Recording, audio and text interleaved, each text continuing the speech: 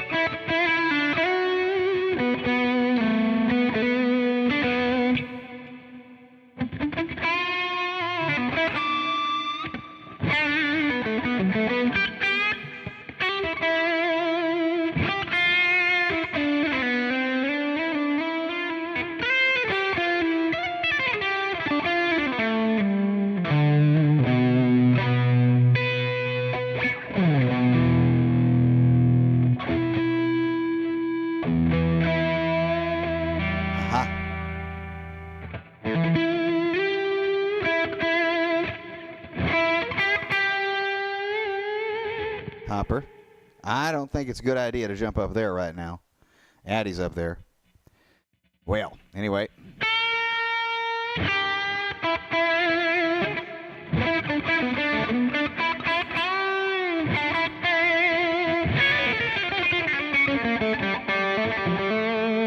So we're trying a new setup here. It looks like I'm peeking a tiny bit. So let me turn down just a hair here. Just a hair there. Yep, okay, that sounds good. Down a little bit there, down a little bit there.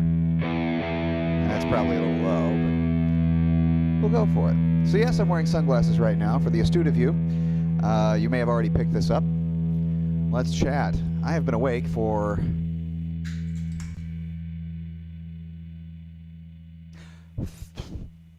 math hours, 32 hours. Why? Well, I didn't want to. Hopper in the house.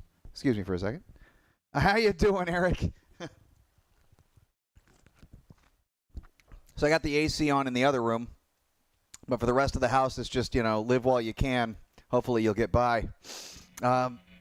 Once again, I'm going to get used to this non-microphone in my face thing. I got the P420 right here. Nice little microphone. Hello. But that is Christina's vocal mic, and she will be using that. So I will be using this, and it seems to work a lot better than the lavalier mic I was using last week. And it makes me look kind of like some sort of, what do you want to call that? Telemarketer? Hi, welcome to such and such. Can I help you? All right, well, great. I would like to sell you something. Anyway, let's blow this thing up and kind of open this thing up and bring it over here.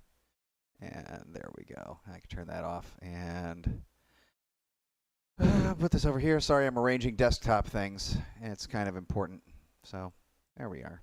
All right, cool. Whoa, I didn't want that. Take that down yon and move this over here.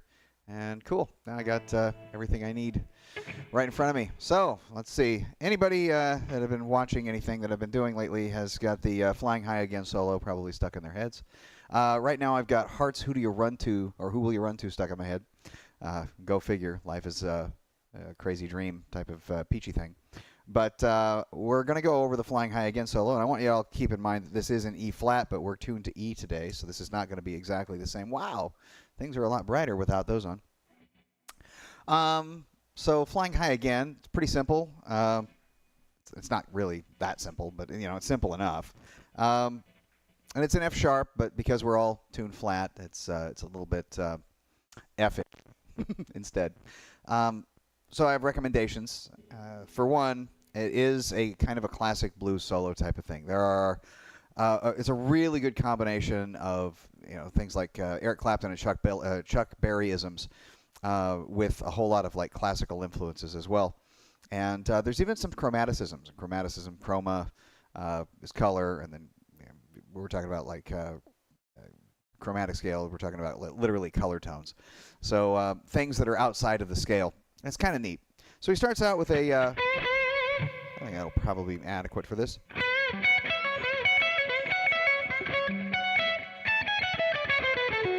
Excuse me.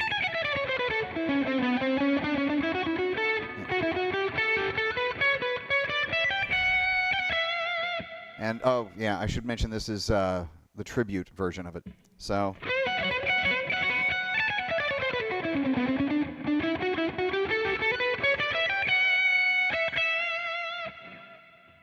let's do that slow. I think slow is probably the way to go with this if you want to follow along at home.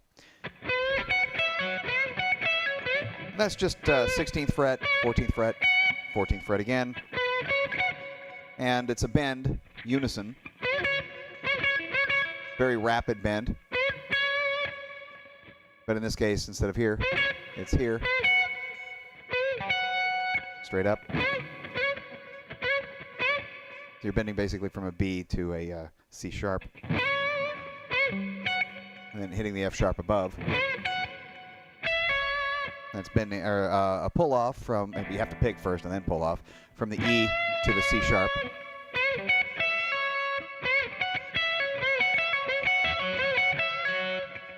And we're going to proceed down mostly a, well, I guess the key technically would be A major, but really, you know, if you're kind of a diehard rocker,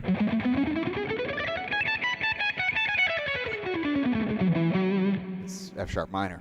So proceed down F sharp minor scale, which would be A, or the 17th fret, 16, 14. It's G sharp, F sharp, a E, a D, a C sharp. And then after that, we're going to proceed down a blues scale, which is, well, continuing it down as if it were a blues scale, somewhat. So,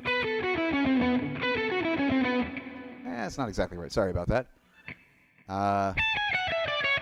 There it is.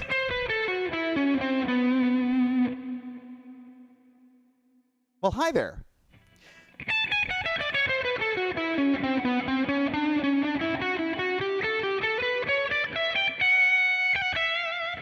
How's life over yonder? And yes, I'm kind of almost on time today. Everybody hearing me okay? I do want to do kind of like a, I'm not used to this system, but I'm trying to use it, you know, check. Anyway, going on with that, from the beginning once again.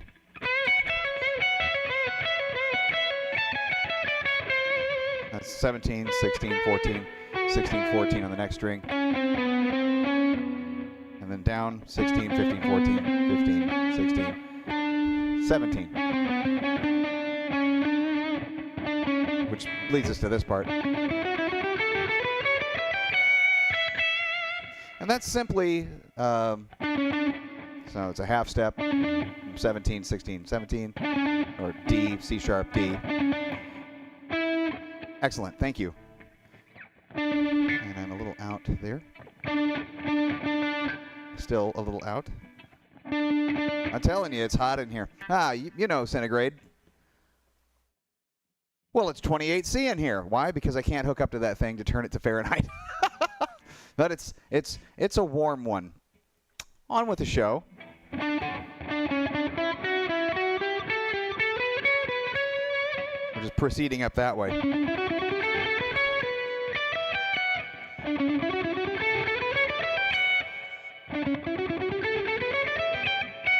Slowly. A little off there too. I'm telling you, this guitar in the heat, it ain't liking it. Proceed up to the... So it's kind of 3 notes per string. And then 2 notes after that, so...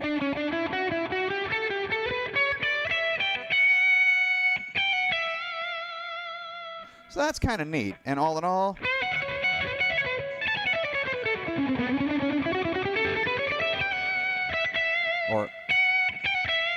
And that's essentially the very first little bit of that.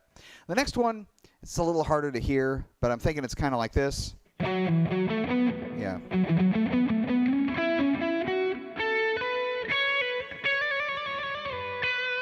Or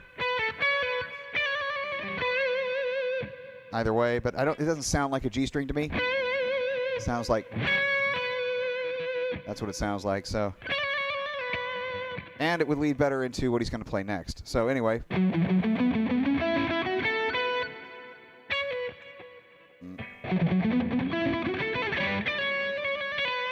I can do that.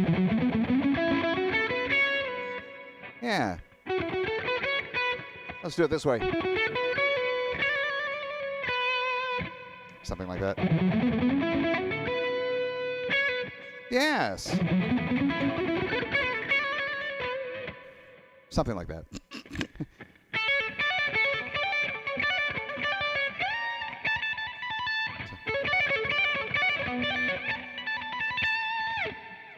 Hey, Zuhair, how are you? That's 10 to 14. 10 to 14. Pull off to it. Hammer. Pull off. Pick. Then you're going to do same here. And the next one will be... It's almost that, isn't it? To 15 now.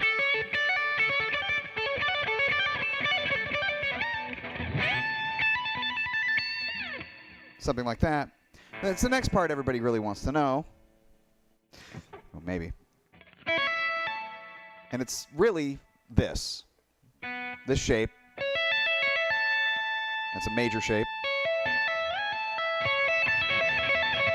And you can even do it that way. Yeah.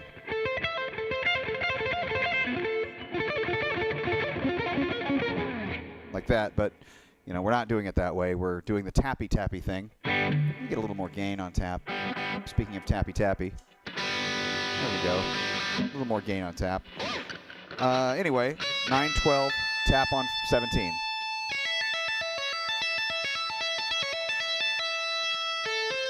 And then that would be, and we're proceeding down basically this. It's just a major 7 chord. And those are all the notes. Hey man, how you been? Yeah, new place. Excuse me. But those are just the notes that you're tapping, and it's always a 2 on top.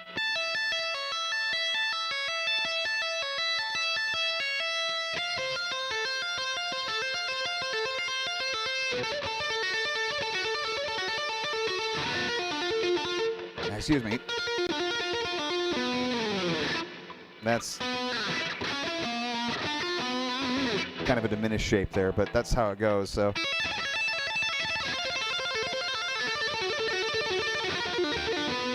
Or if you want. No, I don't have AC, hence the name of the broadcast today. You scroll down just a little bit, take a look at that. It is no AC again. I do have it in the bedroom, and I'm trying to keep it as cool as possible, but it's not getting anywhere under 72 Fahrenheit. So, you know, it's going to be a scorcher, and tomorrow's going to be even worse, but then right after that, it's going to dive back down until something reasonable, like 72 degrees for a little while. That makes me pretty happy, I got to tell you. Anyway, after this portion, that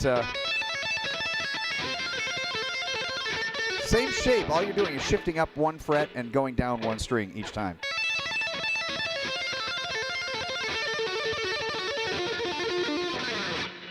Then, same shape, just down literally to here. 4, 7, 12.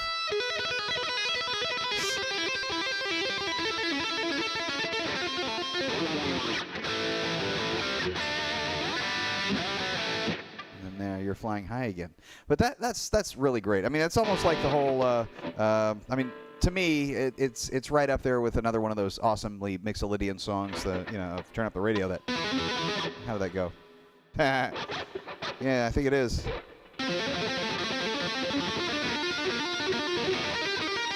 That kind of a tapping thing. This is just as triumphant and awesome and weird.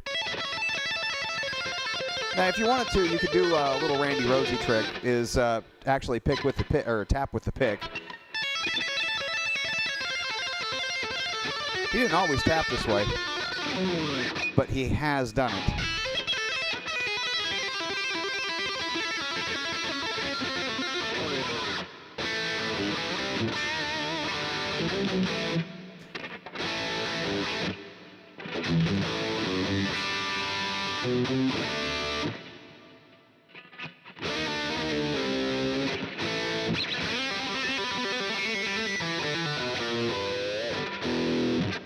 Yeah, not bad. Let's go back to the original. I like that sound. It's got just a lovely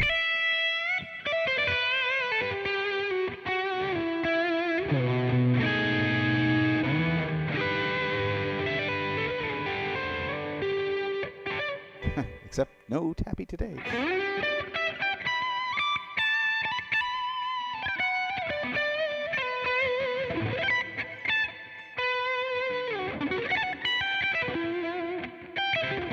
As I was saying earlier, so I've been up for about 32 hours. And boy, are my arms tired.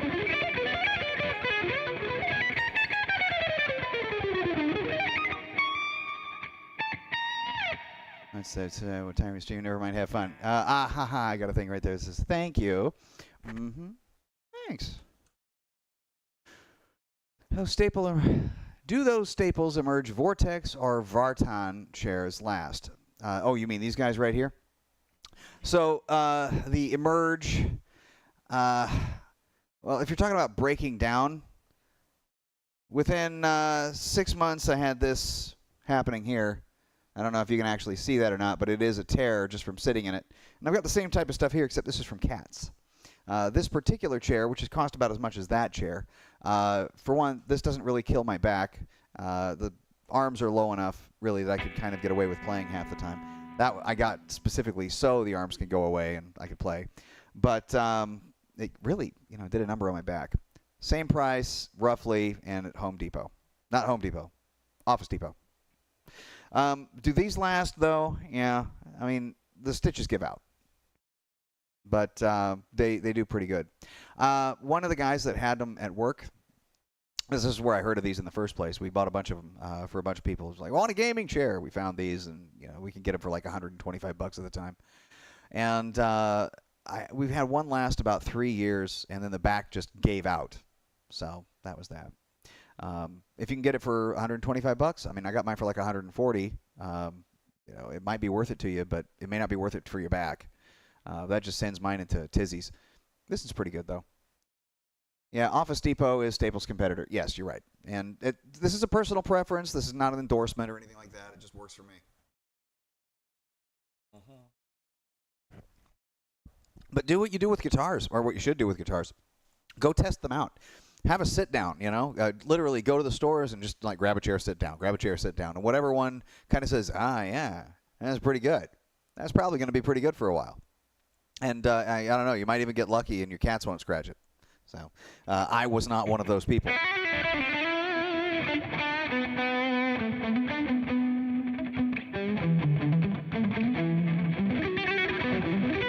So mesh is awesome. Mesh has give to it. It's better for your behind, your sit bones, and anything else in between them. Mesh is also really good for on weather days like this where there's no AC in the apartment. It's going to be, kind of almost cooling. I mean, you can set a fan right underneath and blow up. Oh, crap, I should be doing that. That would be great. So thanks for the unintentionally awesomely good idea, man. I have a new toy. And if you'll allow, which I think you will, and come with me for a second, I'm going to grab this thing, and I think you might like it. I mean, I do, and you guys might also.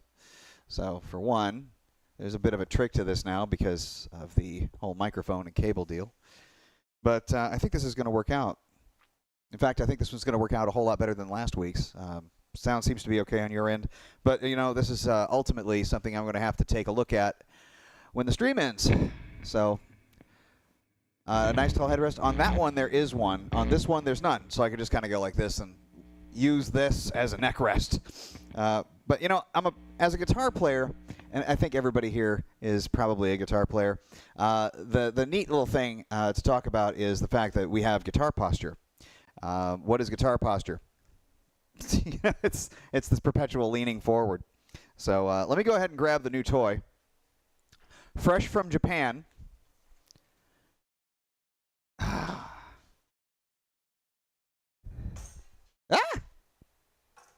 There we go. And this little guy. There we go. This little guy is pretty neat. Of course, it's not a real Les Paul. It's a Les Paul knockoff because, quite frankly, Les Pauls are kind of really expensive. And Japanese-made things are not as expensive sometimes, and sometimes they are. But in this case, this is an Area Pro 2, and they're actually pretty good. So A couple of years holding up. Good, good. Glad to hear it. What the hell's going on back here? Oh, dropped my receiver. That's what's going on. Anyway, as I was saying, these are actually pretty great. So let's get this thing up. There we go. It's just got this wonderful out of tuneness that you just can't get anywhere else. No, not made in China. Close, but no cigar. This was made in Japan in the late 80s or early 90s. But yeah, it totally is. This is a John Sykes type of thing. So I got this for $300 shipped, free shipping from Japan. It is in all measures, it's a Les Paul. It's a very lightweight mahogany body, mahogany neck, rosewood fingerboard, real rosewood. This has been around the block a while, so the frets are nice and uniformly dented. It's got a great broken-in feel. Yes, of course, I bought it used because, you know, you do. Let me tune this. You hear the little kink in there. Still have some stuff to do to it. There we go.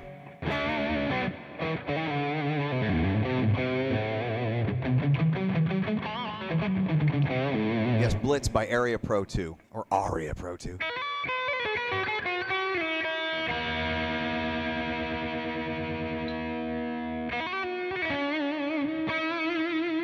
But I'm just totally delighted with this.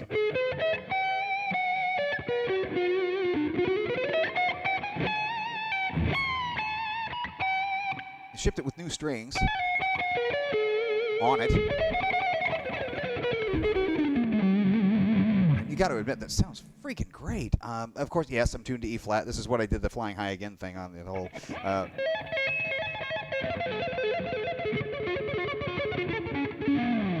Sounded good. Well, and I'm still a little out. Life goes on. But I'm all about, you know, cheap alternatives, especially when they're like lawsuit era knockoffs. And you know, if you go, yeah, one of the worst things I think about online streaming.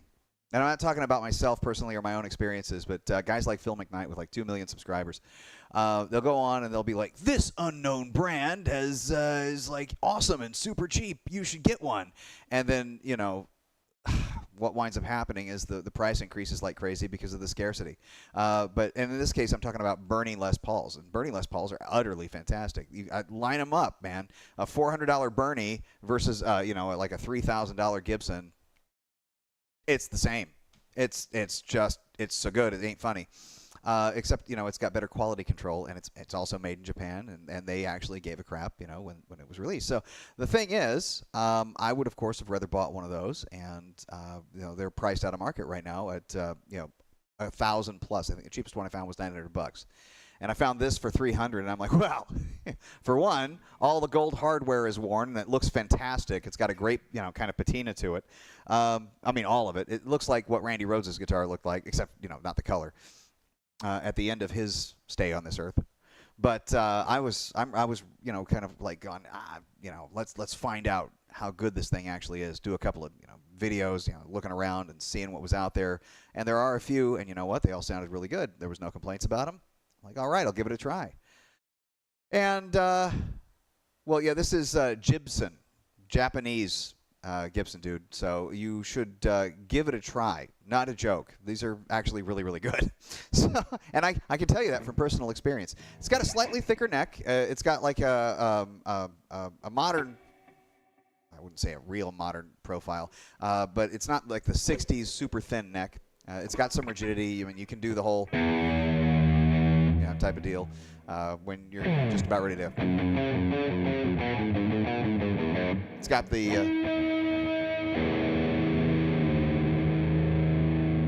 it's got the feel though. This I hate to use the term, but it really does have like mojo. There's some magic to this, and I'm looking at getting a white one now.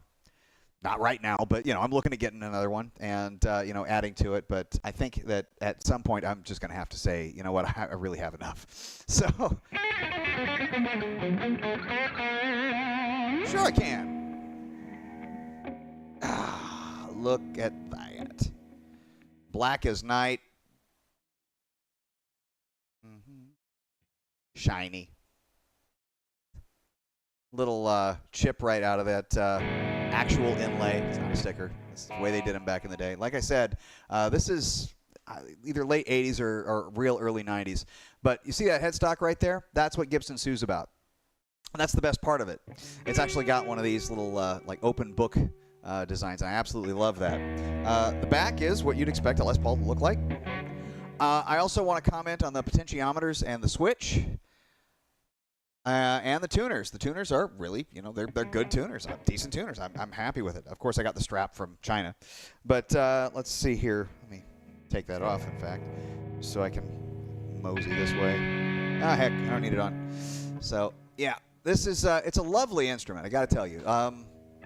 Real rosewood, real mahogany. I mean, who can complain? I don't know what the brand of the pickups are, but there's some of the better sounding pickups I've ever had. In fact, they're some of the best I've got in here, including the ones that I used to think were like the teetotal like best, which was the Pegasus Sentient based. Oh shoot, I forget the name of it. It's in that black Ibanez, that piano black Ibanez I've got, and those sound absolutely great. So every tuner is good. What makes a bad tuner? Grinding gears, poor design. I know there's one particular very popular company that uses a 14-to-1 tuning ratio, and that's just backwards, unless you're using fine tuners. If you're using a guitar without fine tuners, man, no, 14-to-1 just doesn't work, because you have to turn this thing around 14 times. That's what this means, really. Turn this around 14 times for this to go around one time. That's just the ratio. So at 14-to-1, you will have less turns per, which means you'll have less little points of actual, correctness in there for tunes. It tunes up faster, but it's also harder to really get the pitch correct. Everything just so. You can be wiggling or fiddling around a little bit. Tuners that are like 15-to-1, 19-to-1, 18-to-1, anything above that is better for finer, increments. So in my opinion, a 14-to-1 tuner is kind of backwards. It's not as bad, let's say, as a friction peg. Like the old school stuffs like lutes or violins have, where it's it's literally wood on wood and friction holding the tuning peg in place. Of course, 14-to-1 is going to be better, than that. But if you're going to be modern about it, and actually get your guitar to be able to tune in between particular winds. Again, the bigger the number, the more it takes to actually get it up to pitch. Be spinning that thing like crazy. Use a winder. But, the finer increments are better for tuning. That's about it. So, there you go. Great sustain. In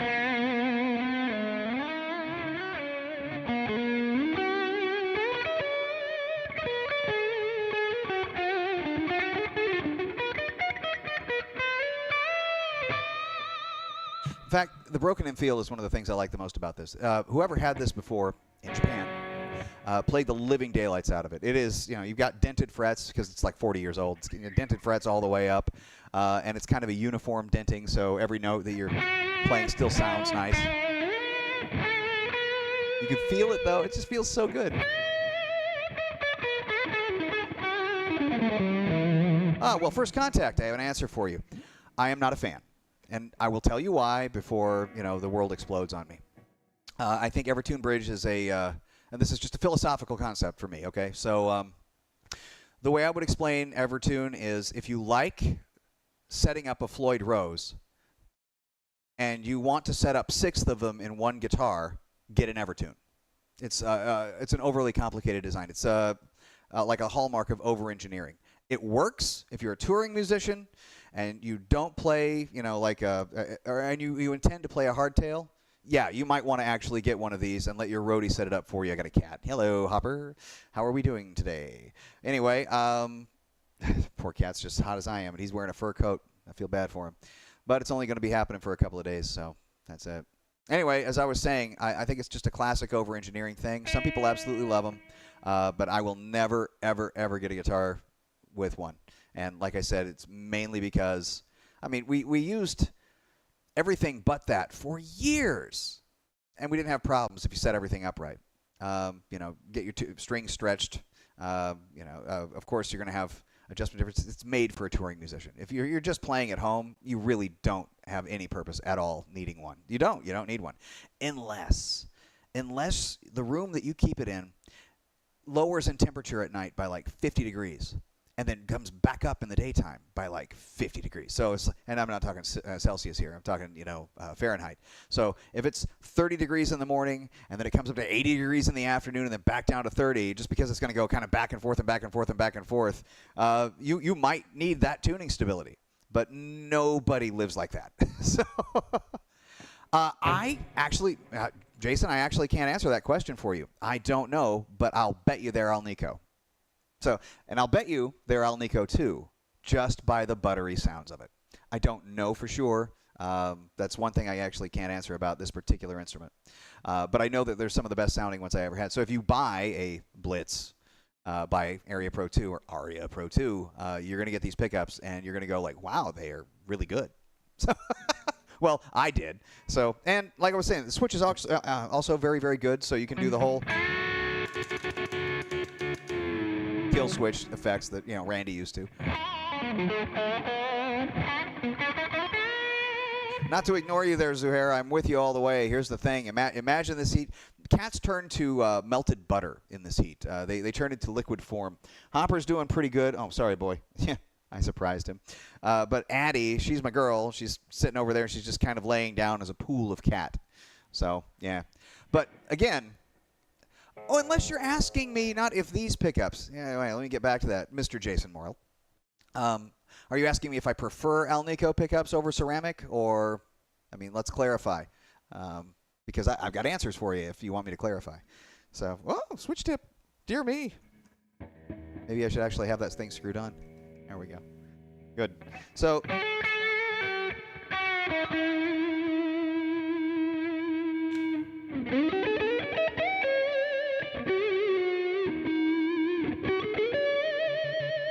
Don't forget vibrato, kids.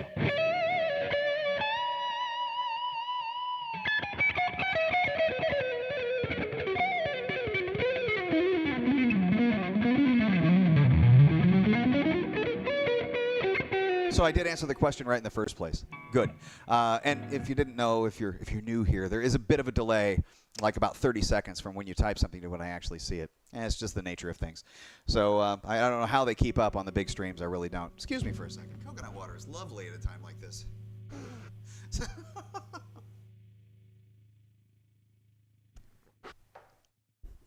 So if y'all are wondering, it's 95 outside. And I'm at the top floor of an apartment building. So it gets warm because heat rises. And you can feel the difference as soon as you get up the second flight of steps. It's like you go from however hot it is to 20 degrees hotter because it's all collecting. And so everybody's heat from downstairs and the downstairs below them is coming up and just kind of hanging out here. Plus, I got the roof directly above me, so there's less technically insulation.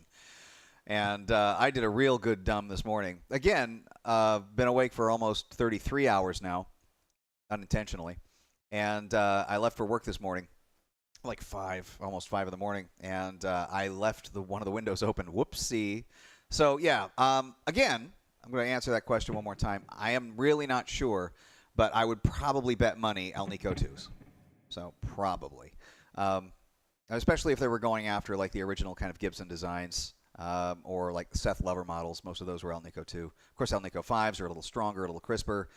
They've got a little more high-end and a little more mid-range, but less... kind of a boomy bass. But this is where you get the whole... Get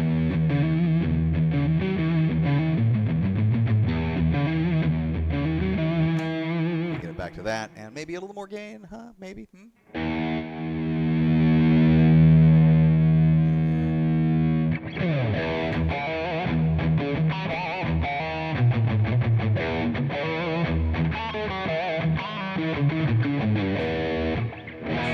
Just sounds Alnico to me.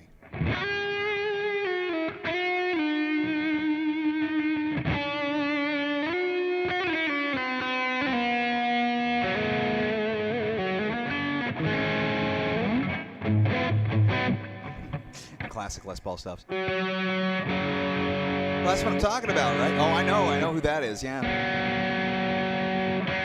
Sabbath Part 2, essentially. There we are. And if you hear it when I'm tuning here, and you hear it kind of go from one tune to, it just kind of jumps up, that is an artifact of the string binding, just because of the angle of the string here in the nut. The nut itself, I haven't done a setup on this yet. I got it out of the box on Friday, and essentially tuned it up and started wailing. So because it's great. But on with the story with this, all you have to do is take a little piece of sandpaper. I know I've got one around here somewhere, but take a little piece of sandpaper and essentially put it in the nut slot and angle the nut slot kind of downward like that towards this. There's other things you could do. You can, take the wind instead of winding down. You can wind it up on top. There's actually videos about how to do that. It's some pretty good stuff. Flying High Again Solo has, in fact, been stuck in your head for the last few days. Well, Stu, you're welcome. And it's been stuck in my head, too. And Heart's been stuck in my head. And, unfortunately, Bonnie Raitt's been stuck in my head. Good God. But not a fan. You may have noticed I don't play like that.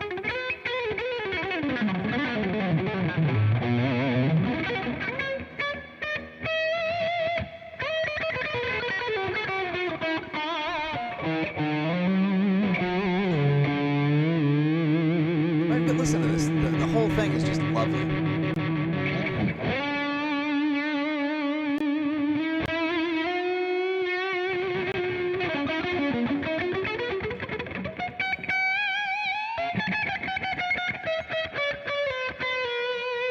It's just got a really nice feel to it, a really nice tone. And, you can butter it up real quick if you wanted to. Actually, that would be nice.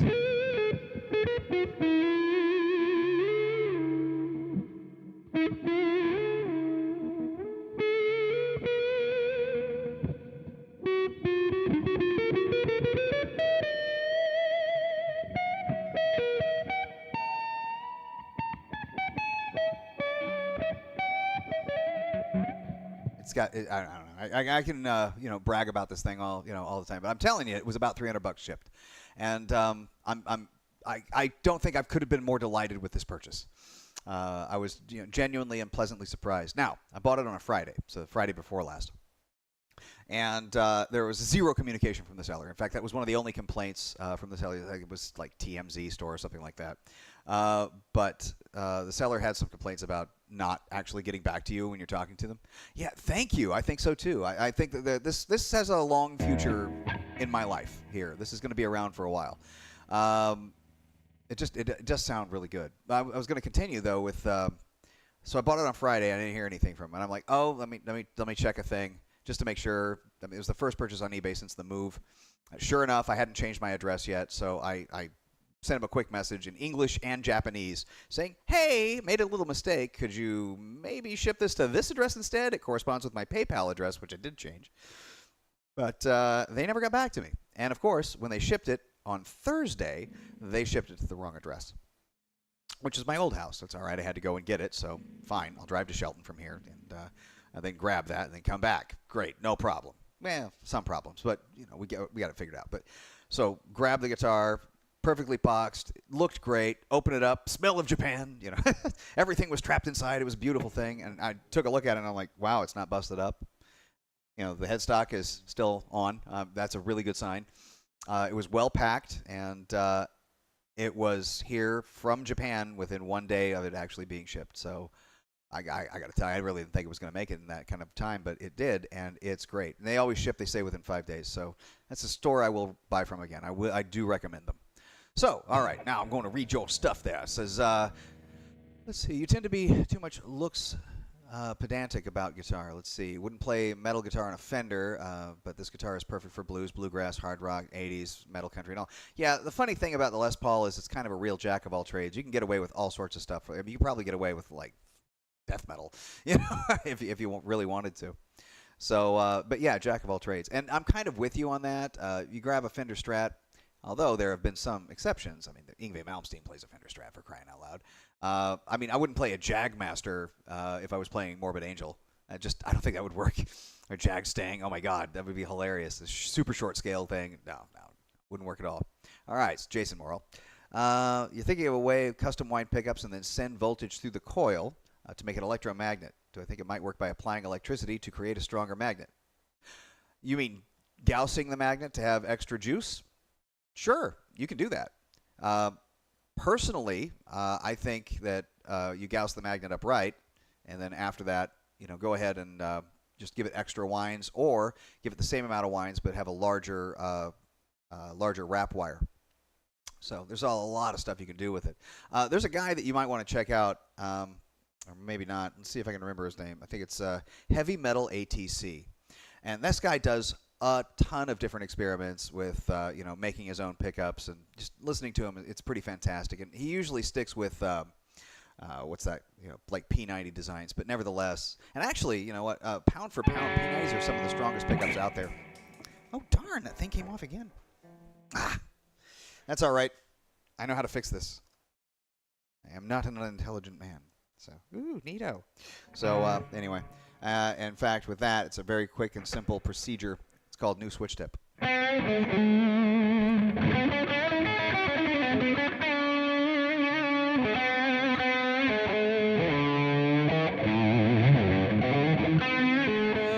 yeah, this does have a really fat sound. It's golden, absolutely golden.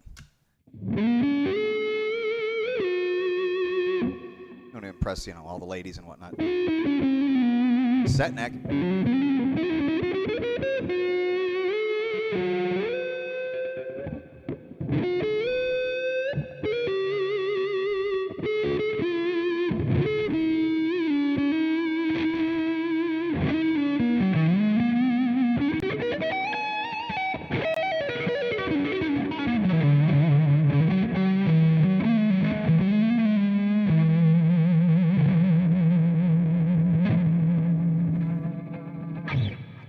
Gotta love it.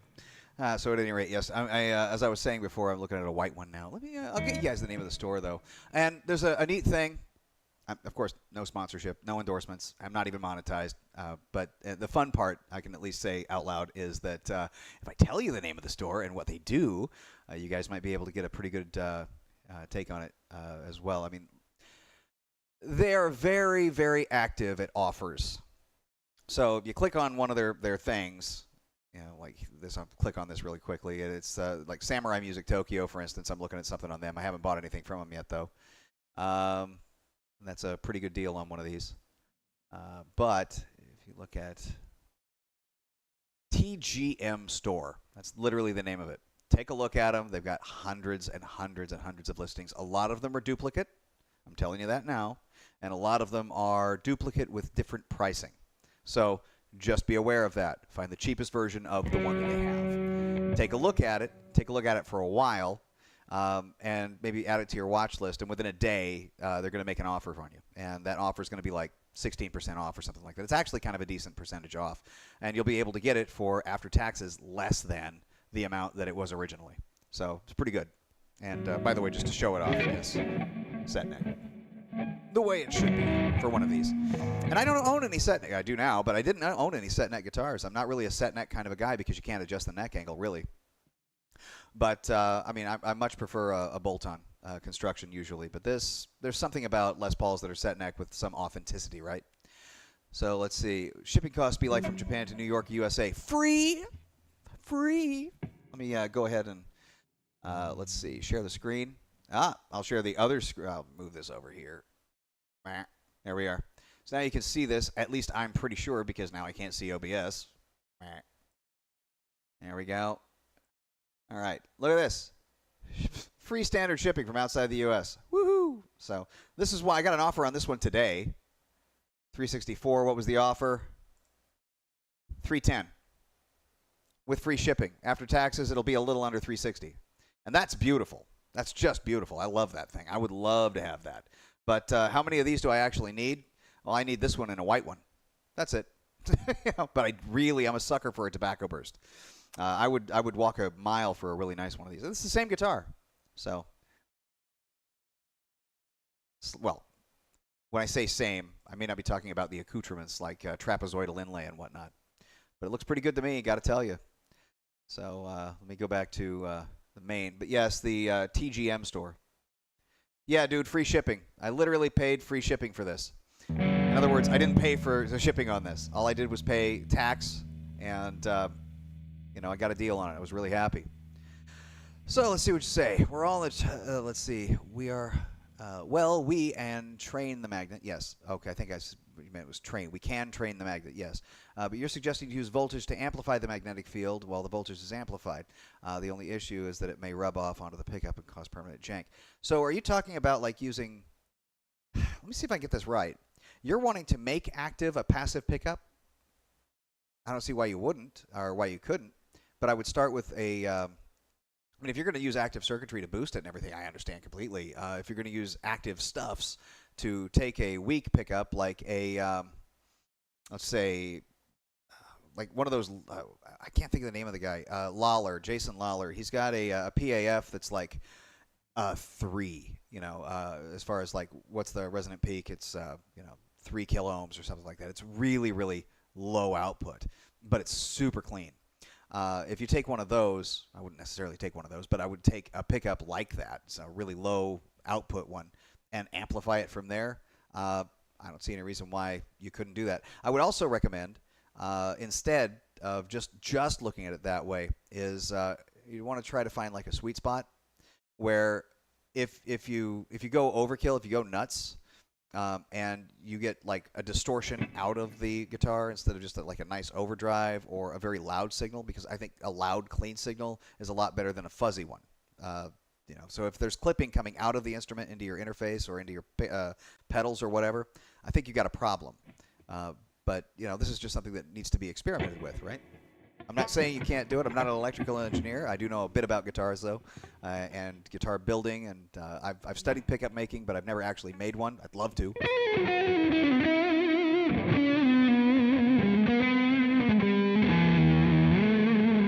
And I would use Alnico 3s as much as I could.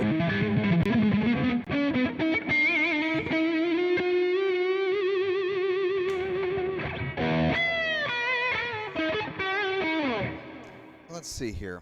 Let's go up a little bit. There we go. And volume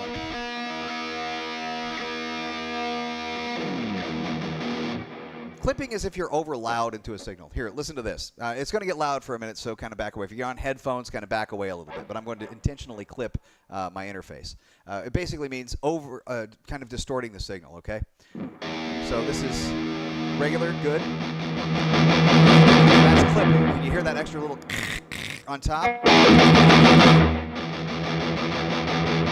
That, and now normal again. So what you just heard was clipping. It's literally, it's not just overdriving. It is way over and above the headroom that this input has. Okay, well, I'll tell you why Alnico 3 over Alnico 2. Keep in mind, I really like Alnico 2, but you've heard Alnico 2.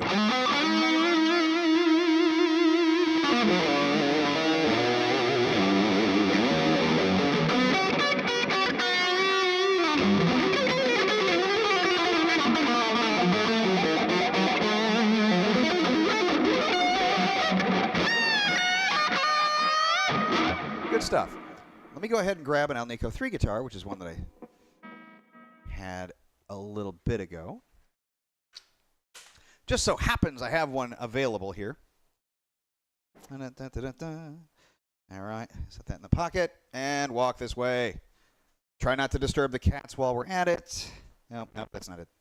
This is, all right, thank you very much. Very, very cool. And walking back. Now, don't forget your straps now. Gotta get your straps on. And hopefully I won't turn this off, so move this here. Hold on a second. All right, so here we are. Hope you like the sound of lips moving rapidly with air expelled quickly. So this, now granted, different wood.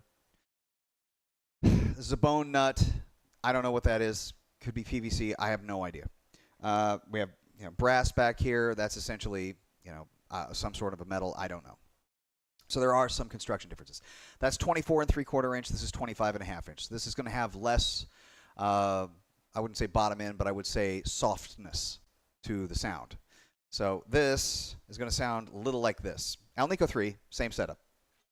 With volume. There we go.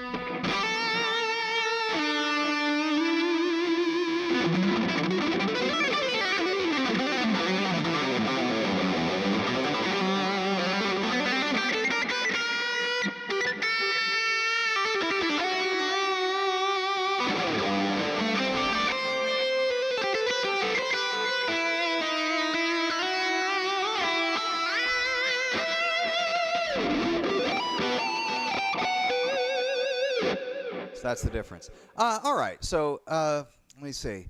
Easy, you can make it out of wood, metal rods, magnets making the right shape. You could. I'm not going to try it, but you certainly could. There might actually be literature on people who have done this or from people who have done something like this. Check it out. Do check it out. You know, maybe investigate the patent office and see if somebody is like amplifying a passive electric signal, something like that, or a passive electric microphone. Say it that way, and you know, see what you can find. Now, Zuhair, I don't care that you don't like the shape. I built this guitar for me. Now, understand why I say that. I'm a little guy. I want a little guitar. So most of my designs are little guitars. This is one of the ones I didn't sell out of a batch that I made, where I finally got the curves just right where I like them. And it's extremely comfortable. It's just got all the right curves in all the right places. It sits perfectly on me. And I call it the pig iron because it's ugly as sin. It just kind of looks like a big slab of metal. So, I mean, I like it. I built it for myself. What do you care? So, and as far as the shape, it feels fantastic. It literally, like I said, I built it specifically for myself. And for anybody wondering, yes, I built this from scratch. Like, got the wood, sawed the fret slots, installed everything myself. This is literally designed and built by me. So, yes, thank you, Stu. They are very comfy. And it's well built. So, you know, I've got a nice, you know, 5-piece neck in this, mahogany, excuse me, it's walnut, maple. Do note that it's correctly aligned here. Very nice. Why 5-piece is because it makes it a very rigid structure. It doesn't like to bend or shift. So, yeah, well, you don't have to even be happy for me. That's the best part. It's my guitar. I built it for me. So, but, you know, you build yours for you. It's got a nice thick-ass volute. I love these. If you make them right, they're very nice. The headstock will effectively never break. You can take the neck off and just throw it against a wall, and yeah, it'll be fine. Because I've done it. Not with this guitar, but with its I wouldn't say sister, but I would say with its sibling. So yeah. Yeah, it is effectively, with the curves in it, kind of a Satch model. Yeah, I've got one of those in the living room, but in this case, it's just extremely comfortable. Now, some of the curves, I learned from every guitar that I ever built. I started putting this does not have it in there, but I started putting a chamfer, or a bevel, if you would, in the bottom half of the guitar this way. So when it sits on you, it sits back correctly, and instead of just, you know, kind of always being dead center, and you know, have to move it back, and you don't really get good leg contact when you're sitting down, and I'm kind of a sit-down player. If you play this guitar on the couch, you could play it on this leg, and it won't, I mean, you can play it right here, and it's fine. Play it right here, and it's fine. I kind of designed it to where you can sit in a chair and play. It's comfortable standing up, but it's very comfortable sitting down, and that's kind of a couch noodler half the time. So. But Alnico 3s have this crispness that no other pickup has. It's a very even sound all the way across the frequency spectrum.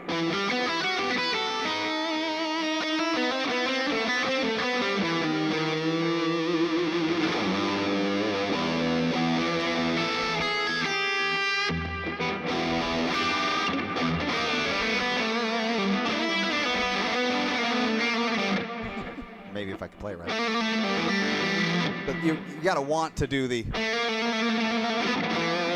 and actually make it happen when you need to do it. So, nope. Yeah, got to retrain my muscles for that kind of stuff. But yes, good stuff.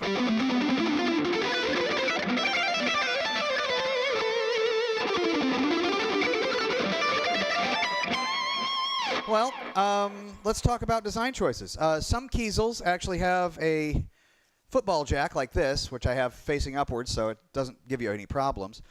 They have them back here, which is one of the places where I was considering making them. Another thing is, like Brian Moore Guitars has a pickup jack right there. And, you know, that's actually kind of a neat thing because it'll go right out of here and under your strap. I don't think Brian Moore makes guitars anymore, but, oh, Stu, I think you're right. Kiesel's going to Kiesel, thanks to Jeff. And I also agree that Carvin was better before Jeff took it over. I like a lot of their new designs, but I think that they're making them to look cool instead of to function cool, like the old Carvins did. So sometimes they get it wrong. But that's what you have to play. You have to figure stuff out. A lot of my early instruments sucked. So this is... well, I finished building this almost 5 years ago. So 8/30/2020, and this is number 21. And again, I called it the pig iron. I know this because I sign everything in the back. So I don't know if you can see that or not, but there's a little silver marker back there that tells me what's what. I think I can see it right there. But so I there's a lot that went into this. Each guitar I learned from, it's like, all right, I have an idea, let's try it. And when you build a guitar, you can do that, right? So one of the ones that Stu has, who's down there right there, actually started with an amazingly large neck. So it's nice and sounds great. It could be the way I'm playing. Well, it could be the way I'm playing, yes, but most of your tone is in your hands anyway.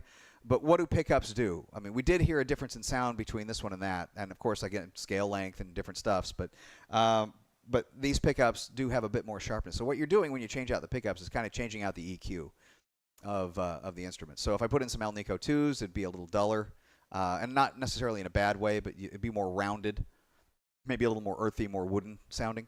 Not wooden as in stiff, but kind of like walking through the wilderness, earthy type of thing. Terroir of tone. As far as these are concerned, there's a like I was saying before, a kind of a crispness, not Christmas, don't confuse it, crispness that really can't be found in a lot of other models. Alnico 5s can sound thin sometimes. These never sound thin. They've got kind of the lows of the 5s without the thinness. They've got the crisp highs of almost a ceramic. They're very chimey, very jangly. They're just overall really, really nice. Let's put this on a... There we go.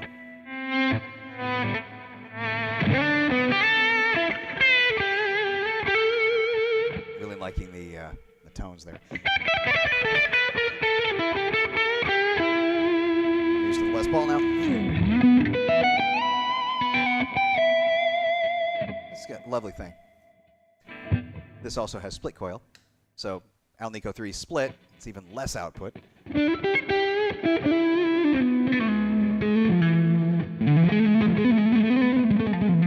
And I think eBay just notified me that I'm being offered another deal.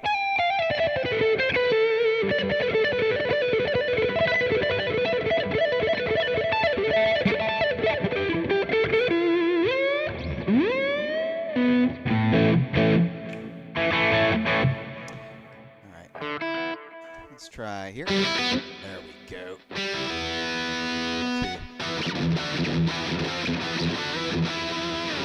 So you build it yourself. I get how special it is to you. It looks comfortable. So how long did it take to build? 2 weeks. Typically the higher number, the Alnico, the more clarity and less girth.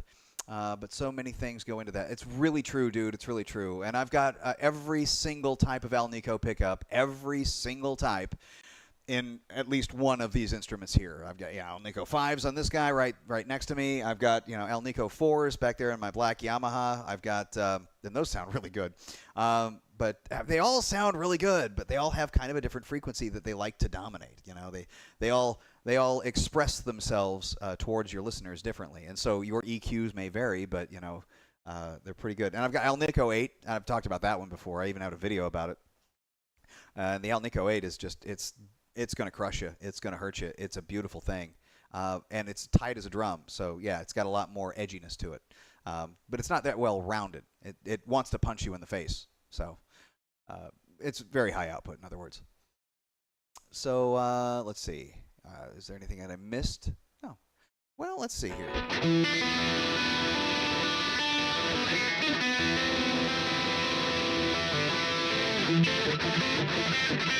It's not really built for that, is it? It wants to. Silly.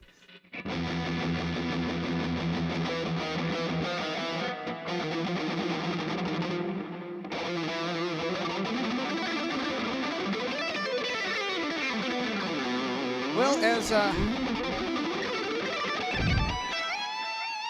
I've mentioned before, you can get a set.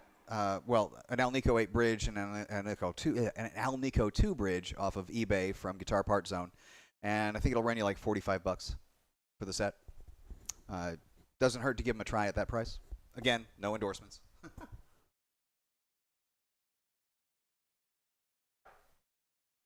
I mean, I personally endorse his products.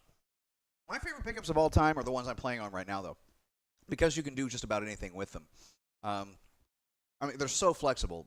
You can really get a huge variety of sounds out of them. They all sound really good. But let's see, different metal, I'm pretty sure. Physical difference in the pickup under the hood makes them different. Well, okay. Yeah, magnet. I honestly, so Dylan Talks Tone talks about this a lot, or at least he used to. The thing that really you want to look at is in construction. Let's say I have a humbucker specifically, because this is much easier to talk about. You've got one coil and two coil, and they're wound kind of different. So that way, kind of different. It's an alternate polarity, a different polarity. So what happens is when you do that, it cancels all the hum out. So if I did this and I didn't have a noise gate on, you could hear a bit of a like so. But exactly, what is that? Ecliptic pilot, right? Wire thickness, tightness of wrap, amount of wraps, all correct, absolutely. The wrap wire, like 42 or 43 gauge, 43 gauge being smaller, 42 gauge being a little thicker. The same thickness of wire wrap, like 5,000 winds versus, let's say, 3,500 winds of the thicker stuff, will have the same approximate density. But because less winds, total winds, so less length of wire used in the thicker one, you'll have, it suggests more immediacy. In other words, look, this is kind of funny. Electrons move through a wire at 330,000 miles per hour, okay? We'll say 300,000 miles per hour. We'll just round down, right?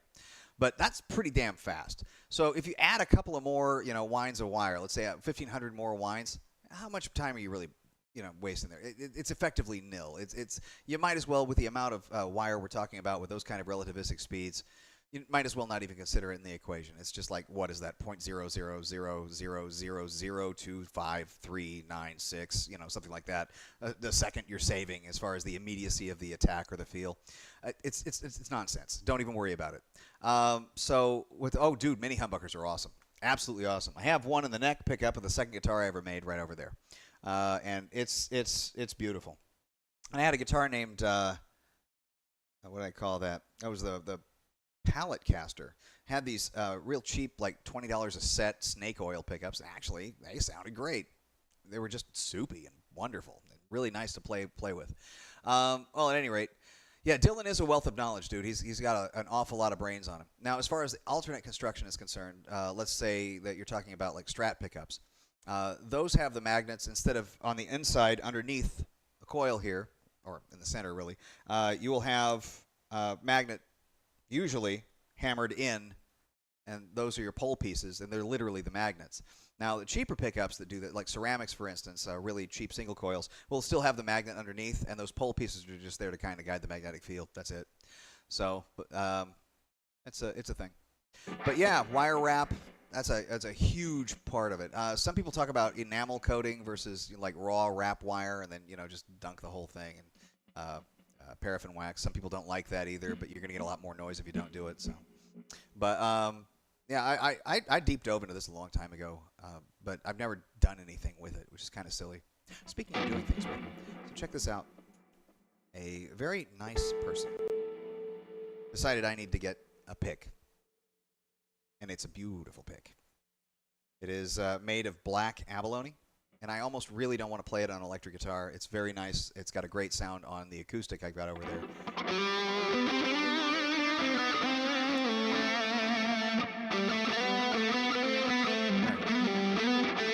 I didn't even think I was going to be playing that.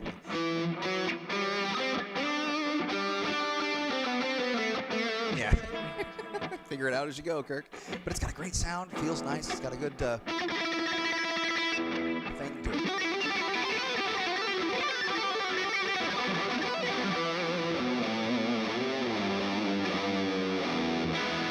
It's lovely, isn't it? Thank you, Christina.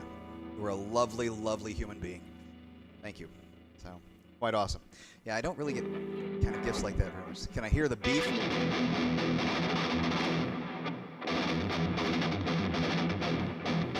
Yeah, okay, so now I'm going to, Blue Mox, I'm just going to go ahead and call it an opinion piece here, but I think the pickup height thing is kind of a scam.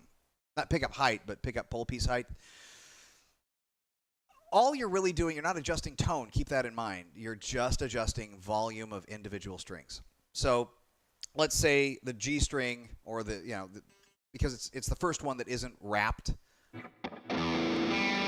has a tendency of just jumping out there. Technically, if you wanted to lessen it, the idea would be is to lower that portion of the pickup. Instead of lowering the whole pickup, you just lower its pole piece. And that should quiet the string down a little bit to give you a more balanced approach. I have never in my life used it. I've tried it like you. I've never really heard the difference. I'm like, this is just a bunch of bull. I think that the in vogue term a few years back was malarkey. I think it's malarkey. I'm telling you, like, I see it. I don't know. I haven't seen any metrics on this, but from my personal experience, like yours, yeah, dude, I don't think there's anything to it. Do I think it was? The pick was, yeah, dude, the pick is awesome. So, and so is Christina. She's a great girl.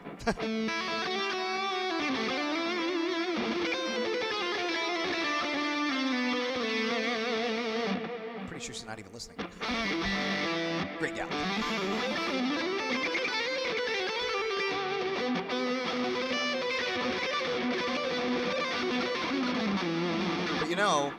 Like I said, I built this guitar for me, so it's very comfortable for me to play on. But I am going to switch it up and do everybody a favor and get something like, we're going from Alnico 3s, let's go to Alnico 4. So we started with Alnico 2s, remember? Let's go ahead and up our game, shall we? So this is going here. Oh, hello. I'm just going to start collecting crap around here. Isn't that going to be nice? So, yeah, there we go. Now, put this back over on the Les Paul. Yes, stay right there. That's very good.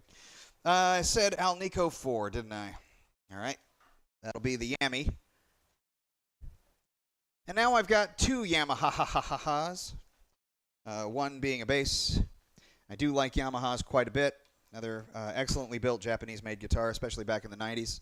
They did a very good job of producing these. Excellent quality control. The original pickups I had in here had this weird inspiration with it. So let's see. Tried to adjust the output per string. Running Spectrum Analyzer even didn't shift. Yeah, so you've actually got some solid data saying that it's kind of hokey. Well, maybe it's actually hokey then, right? So, all right. Same everything. The volumes of these are also a little bit different. Now, another thing that we could talk about is the amount of pickup, or how much space underneath the lowest portion of the string versus the highest portion of the pickup. In other words, the action of the pickup. And I keep mine about the same, eyeballed throughout. And I've been playing for 37 years, so when I say it's about the same eyeballed, it pretty much is. What do you want to do? Grab a micrometer and go, it's exactly 0.0233 ohm. No, it's the same. So and effectively the same. Different tremolo, got it. This has trim, the other one didn't. But as far as pickups are concerned, now you can tell that there's a little bit more high mids in this.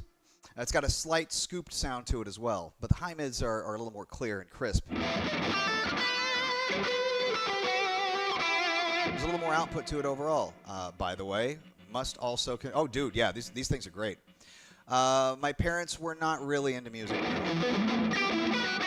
I started when I was 14, and I had only a few months to go before I was 15. And I started with classical. My grandmother had a few sisters, so she came from a family of 4 sisters. So yeah, I've been playing longer than I've been alive too. But no, I'm 51, so I've been around the block. My 37th anniversary technically is coming up. I'm in my 37th year now. November 3rd is my technical anniversary. November 14th is when I actually picked up an instrument October 14th is when I technically picked up an instrument the first time. That's when I just couldn't get out of it. I had to do it. And then I got it, and I didn't know what I was doing, so I got frustrated, and I quit. I picked it up again. Before I knew it, my grandmother had told my aunt, hey, Kirk's really interested in guitar. And so she brought up a nylon string, which I still have. It's right over there. And she said, you can have this as long as you play. I still have it because that was my first real guitar, and I took classical lessons for about 3 weeks out of the 3 months that I was playing that exclusively, and then I got an electric guitar for my 15th birthday that I paid half for, and it was a real Gibson Les Paul Custom, and I paid for half of it, like I said. My mother paid for the rest of it, and that was $350. That was it. That was it. AC unit, is the compressor running but not the fan? No, there's no AC in here. I had to get one of those R2D2 units. A good buddy of mine named Patrick lent me one, like permanently. He's like, I'm not using this one. You want it? I'm like, yeah. So it's stuck in the bedroom. But I will tell you this: it is collecting a lot of. Every once in a while, on a real hot day, you walk in, and it's like, oh shoot, there's a puddle of water on the floor. I got to empty it. So clean that up and then go from there. It's barely keeping up, though. It is pretty warm up here. The temperature last night, for instance, I couldn't get it down under 72 in the bedroom, and that's kind of hot. I like to sleep about 68 degrees. 72 is kind of warm. So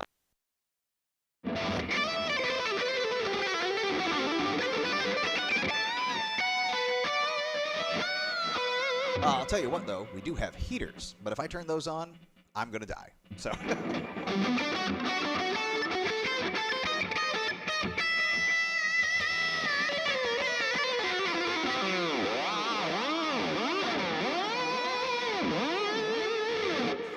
tell you guys how to make a guitar laugh, kind of like the Steve Vai thing. I know I showed Stu last weekend, but that doesn't make noise. What do you mean make noise? The bar? Get a strong fan. Yeah, right. Yeah, one of those big ass fans just blow on me. That would be great. If not extremely expensive and only useful a few days of the year. But right now, as hot as it is, I feel like it's kind of worth it. I'm gonna have to take a shower just to get the sweat off me. But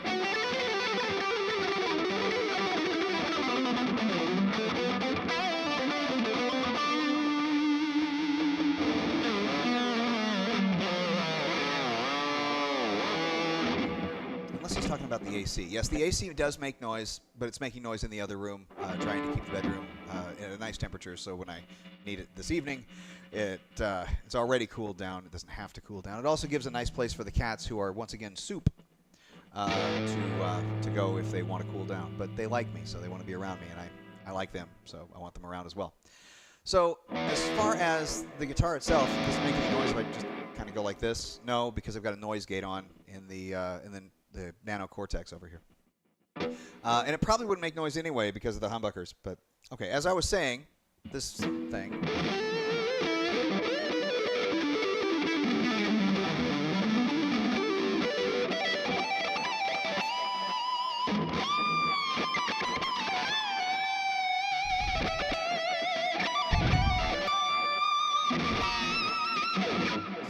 Very nice. And once again, split coil.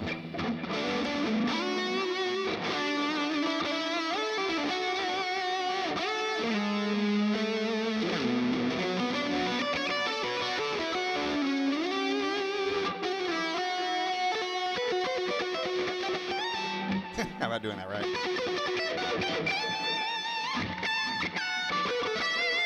The problem with improvising is sometimes you really don't think ahead as far enough as you should, even if it's just a second. How do I want to end this? And you think three different things at once, and your fingers go, I can't interpret this, and they don't know what to do. So, it's, 37 years, and you can still make mistakes. It's a great thing. And it's being human.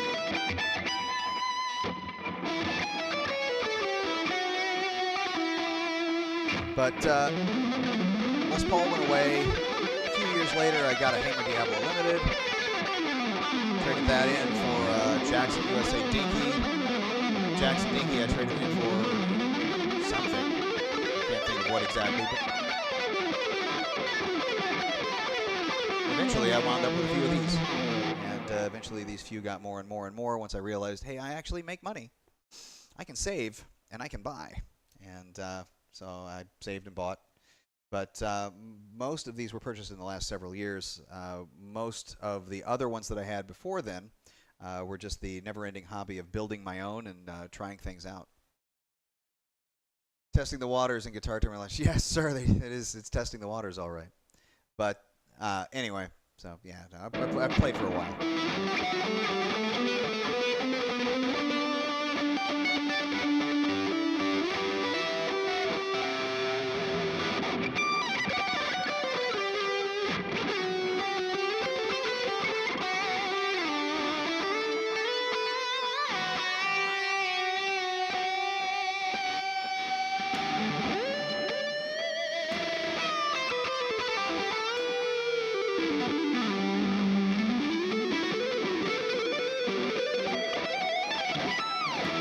So, interesting note about this. My fingers are getting sticky. Just the sweat is finally. Yeah. Anyway, yeah. Yeah, right. Blue Mox. Awesome. Let me go ahead and get a different one, though. I think we're on to Alnico 5 now, aren't we? I think so. So, let's see. More Alnico 3.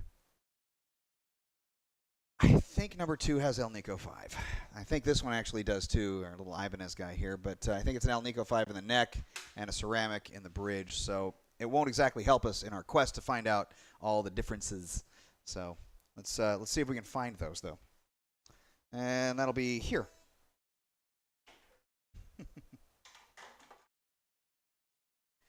A lot of dust on this one. I was so utilitarian when I built number 2. So, very, very, very...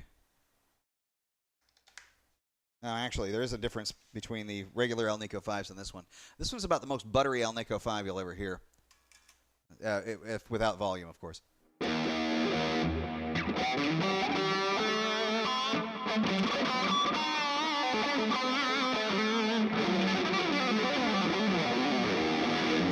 No radius on the fretboard, dead flat.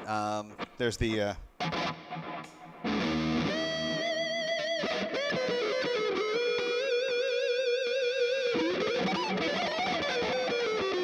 don't play 10s anymore. You can tell. This is also... God, I think the strings are probably 8 years old. So, something like that. But yeah. And if anybody's wondering, ash body, walnut neck.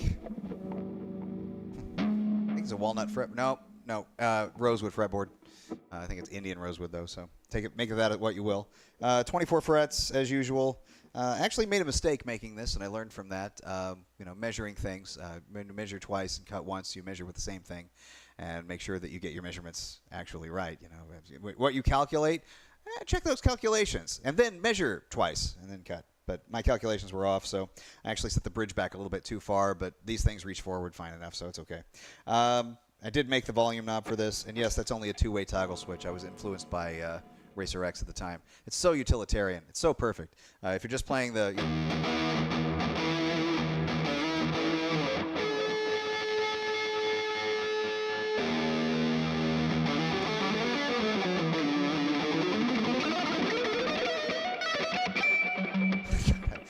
I am not used to this.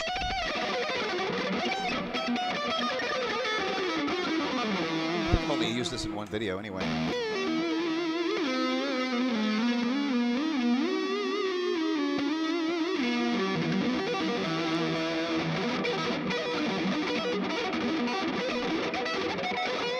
Yeah, it's actually kind of hard to play right now.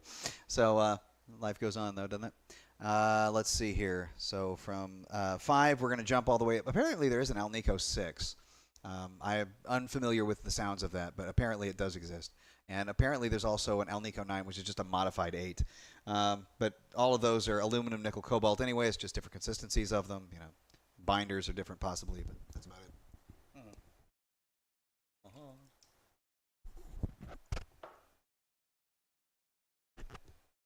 Hi, Jay. This is the second guitar. Well, I'm chewing the pulp of my coconut juice. This is the second guitar I ever made. So I made this a long time ago, like 2016, back at the very end of 2016. I think I actually made this in December. So, and I think I was done. Should say. Oh no, January 1st, 2017 is when I finished this. So yeah. Well, I was my whole point with building these in the first place was trying to build like the most utilitarian, streamlined instrument I possibly could. Who needs a big headstock? I'll just put on what I need, and nothing extra. Well, I'll tell you why you want a little extra is because if you're going to hang this up, it's just going to go and fall right down through. So you want to set this down. I was also experimenting with different ways of installing jacks through string design, whether it was any good. I was using actual screws at the time. I switched to furniture bolts later. It's very comfortable. I like how it looks too. The top was designed after, say up to here, was designed after a Washburn QM series, and I took it and I shortened it down a lot. And I got some design cues from Strandberg and my own stuffs from a while ago because I really like the idea of being able to play like in proper classical position, but all the way up and not hitting anything. You know, like here I can get to the 24th fret and just touch this. So that's kind of nice, you know. So you can play with real unrestricted access, and I know Strandberg does that too. So very cool. But I need to sleep in their case anyway. So what's something just closed? Why are things closing? Something happened. I don't know what's going on. Oh, WhatsApp decided to go. I want anything at Target. Hey guys, assuming you're all guys, do I want anything at Target? So, yeah, these bolt-on so replaceable neck. Not only bolt-on for replaceable neck, but bolt-on for shimming the neck. That's like the best part about it all. Oh, look, I can't get the action as low as I want without, you know, making these little tiny screws, you know, really protrude. And maybe I still can't get it as low as I want. Put a shim in, change the angle of the neck. You can raise these up a little bit. Perfect. But no, this was just a kind of an argument to myself for design. I got the idea of offset strap buttons from the Hamer Diablo. It's a perfect balance. Every single time it's a perfect balance. It's just beautiful. You take the, normally they put it in dead center in the middle of the body, like down the center line. But if you take where the low E string, for instance, comes up and goes off through here, you drop that thing right in pretty much in line with the edge of, not the string itself, but the edge of the bridge. It's just perfect. Les Paul Modern, you're dropping some Fishmans in it. Well, good for you, man. I'm not really a fan of actives, but those do sound very good. So, of course, you know, they've got the moderns and they've got the classics. So, you know, it's up to you. But they each have like 3 individual tonalities. And by the way, the only reason why I'm not really big on actives are EMG. And the second reason, I guess there's 2, is, God, what is that? The battery. You can't leave it plugged in. I mean, I play all the time, but I leave the room and I come back in. If the battery dies, I'm going to be mad. I want to leave, you know, just leave the guitars plugged in. But the Fishmans sound really good. EMG Classic Series sounds really good. But the regular EMGs, they're a one-trick pony, and that's why I was like, that's not you. That's not your fault. All right, let's get the this thing moving right along and grab another instrument for the giggles and stuffs that we can have. This one. No. Yes. Maybe. I don't know. Pick one, guys. Oh, we'll do the Dean. I like the Dean. Been playing that a lot. Oh, Alnico 8. That's right.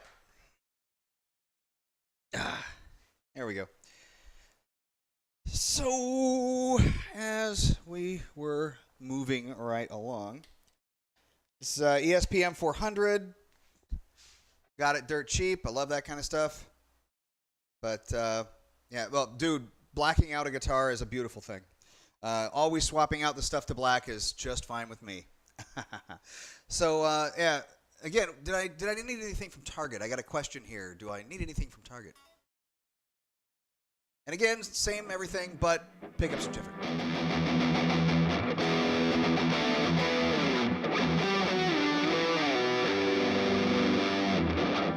We'll do some...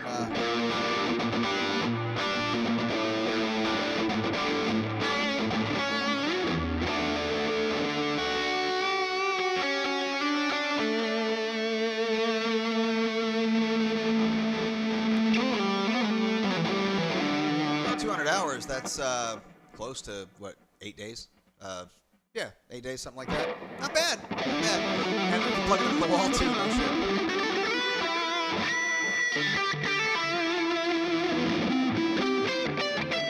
Neck pickup here is an Alnico 2. Bridge pickup is 8.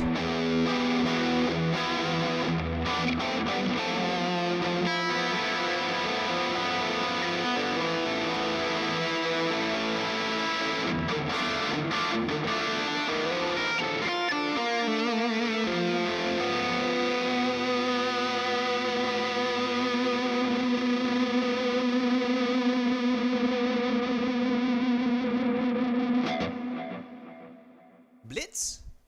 Oh, yes. Sorry.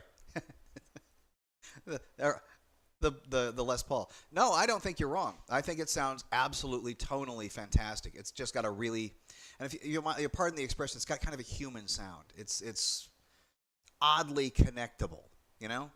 So An Evertune bridge. I had this question earlier. Let me explain to you what I think Evertune bridges are.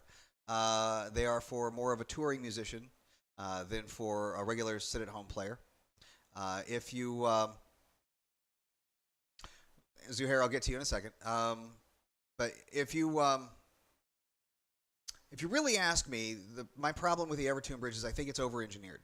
And this is from I'm not an engineer, but I do design and build things. And I think that somebody took a look at a Floyd Rose and says, yeah, I want to set up 6 of those in every guitar I have. And because you have to. It's 6 springs, and you got to get the balance just right, depending on how you want to use them. They're perfect for a touring musician, or if your room that you keep it in fluctuates like 50 degrees up and down every day. So, it's 30 degrees, 80 degrees, 30 degrees, 80 degrees. Then you're going to have some movement. But no, I don't personally have a use for them. I don't really care for them. It's over-engineered. But that's my personal opinion, and you can have yours. So now, have I considered forming a guitar company? Yes, I did. I would still like to. I just no longer have the means of building one, or building anything. My shop is no longer my shop. Where I was building before belongs to my wife now, ex-wife. So that's that. So yeah, my setup now is going from guitar to the Nano. Let's start from there, actually. So it's guitar to Nano Cortex to my Motu M6 interface, and I'm going in that in stereo and inputs 2 and 3. So we get a nice stereoed field. It's very nice, and that's directly into OBS Studio and then out to the world. As far as the mics are concerned, I got this little guy right here. And yeah, me too, man, me too. I actually, from some of the news that I got on Friday, and I'm not going to dish that tea because, of litigiousness and whatnot, I'm actually really happy to be divorced now, and if I wasn't getting one, I would be. So, yeah, I'm actually, I'm really happy to be getting divorced now. So, but I wasn't at the time, and for about 3 months almost now, I've been kind of going moping around, but she's been sneaking around, so that's different. Anyway, yeah, but I didn't know that at the time. Everybody I talked to seemed to. It's not that bad, really. Yeah, everybody wants to know my shit, right? But I have many bad things to say about the individual she chose without, that kind of stuff. Yeah, you're hilarious, Zuhair.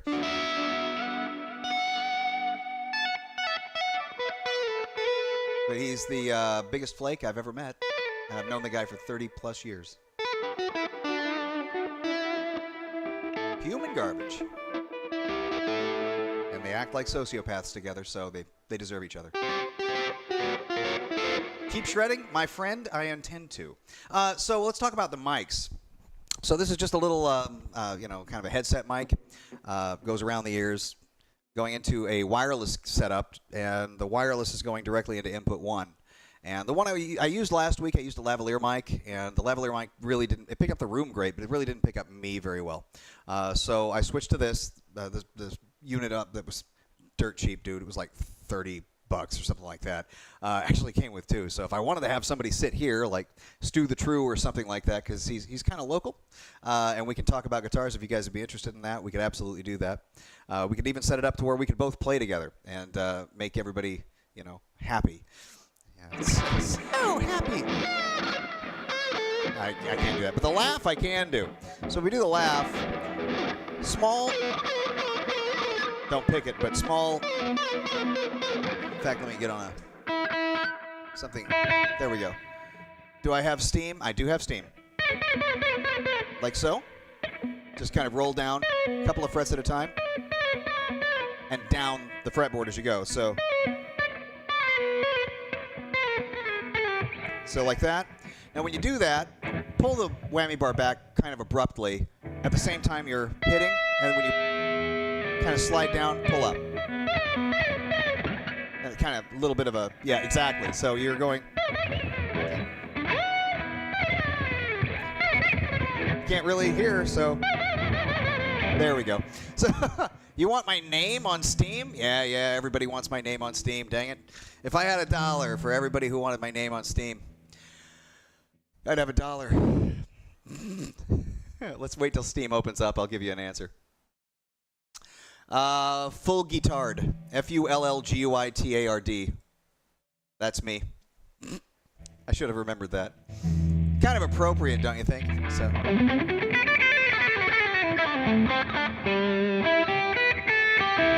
And thanks for the good words, man. Jay and Blue Monks, you guys are all right. Thanks. So. Now, as far as my Steam account goes, I had a Steam account before. Oh, I got a big ceiling fan going on out there. My cat got freaked out because he does not like the ceiling fan at all, but I think he went out there to cool down because it is cooler out there. Working on a device piece from Crossroads. It's a pain in the ass. It is a pain in the ass. That.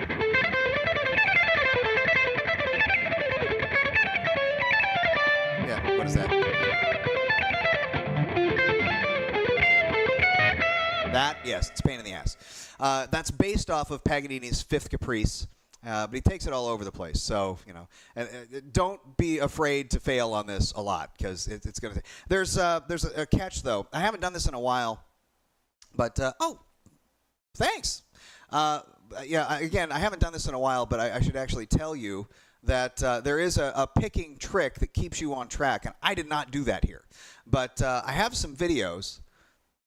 Take care of yourself, Zuhair. I will see you to force yourself away. Yeah, what? It's going to be like 10 o'clock over there, dude.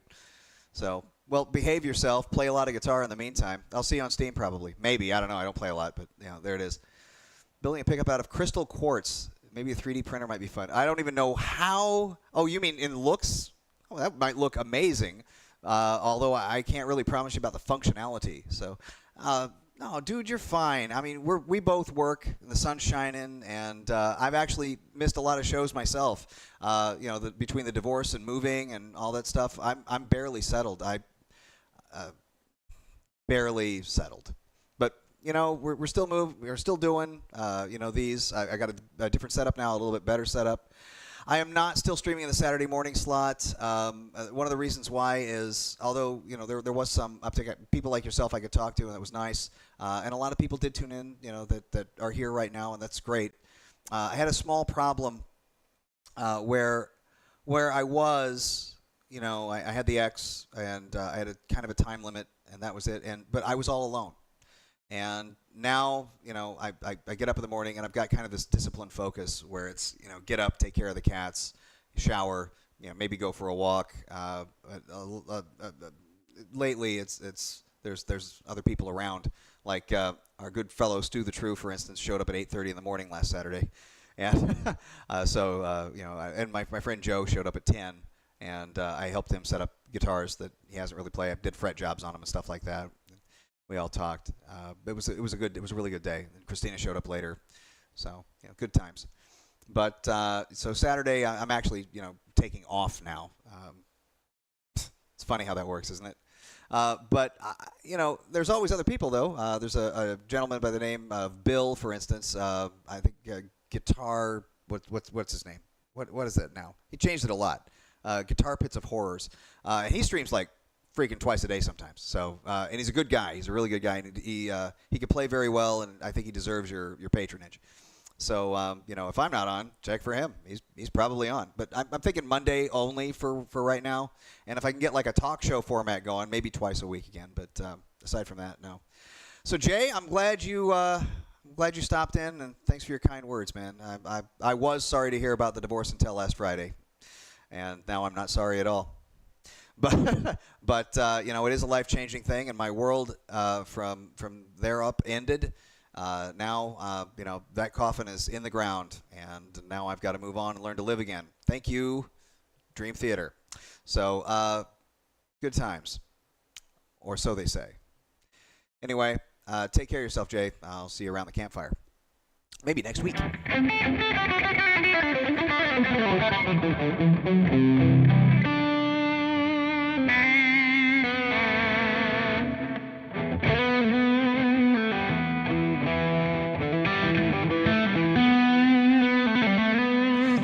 Blue Mox, you're an awesome dude, man. Thank you. I mean, if we can work on, everybody has goals, right? It's something always that's nice to have. Switch keys. I should probably work on my picking hand a bit. But everybody has goals. My goal a couple of years ago was to get to 1,000 subs, and I'm there. I think it was last year, actually, that I got to it in December. And I haven't put up a lot of content this year, so it's kind of stagnated, but the relationship's been kind of rocky, and I went to Arizona and came back, and, oh, crap, well, now I'm getting divorced, and, blah, blah, blah, blah, blah. But, as the story goes, I probably should play more. And as far as goals are concerned, I kind of would like to not necessarily crack 2,000 by the end of the year. That's kind of a tall order, but what I would like to do is get monetized. I mean, that would be nice. So not because, I want everybody's money, but, or want everybody to watch ads. I want everybody to get ad blockers. But, I think just to be able to say, yeah, I'm monetized on YouTube, that would be cool. So I didn't think I'd ever get 100 subscribers, let alone 1,194. So unless somebody unsubscribed in the last 2 hours. So, but I thank y'all, for being around. I mean, you guys are kind of maniacs. It's great. So.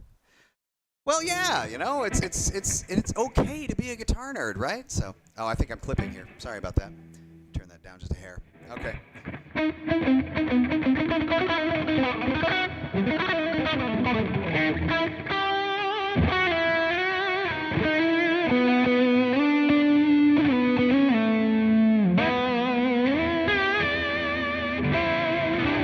Would anybody be interested in those videos where I actually go over? It's a series of 5 videos, I think 4 or 5, where I went over for a friend I haven't talked to in years, but how to play, like, note for note, the Steve Vai thing, the Crossroads deal.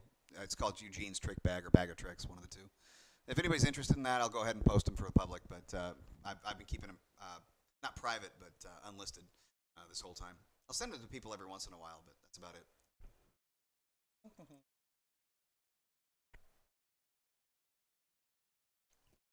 Yeah, if anybody wants that, I'll be happy to put them up.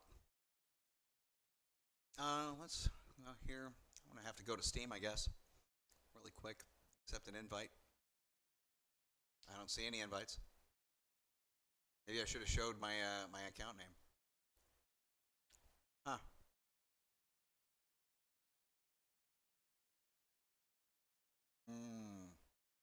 Yep, I don't see an invite. Goodness me. There's my son-in-law. There's my kid. Stu the True. You're rocking there, man. So, but no, I only own 69 games. I gave my old account to my daughter when she turned 18. I had intentions of quitting video games entirely, and I kind of didn't. So what wound up happening, I think sort of humorously, I never answered the question. Probably too late. But no thanks.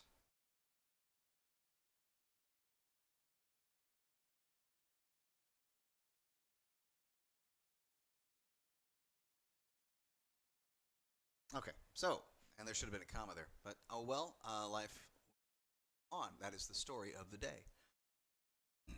All right, so just out of your experience, people are more interested in hearing side-by-side comparison of guitars, the way they sound, not to fixate on the pickup deal. Yeah, you might be right. I've done a lot of those side-by-side comparisons, not just on a personal level, but I've seen a lot of videos where people have done that. There's that Brett Shull or one dude from Canada.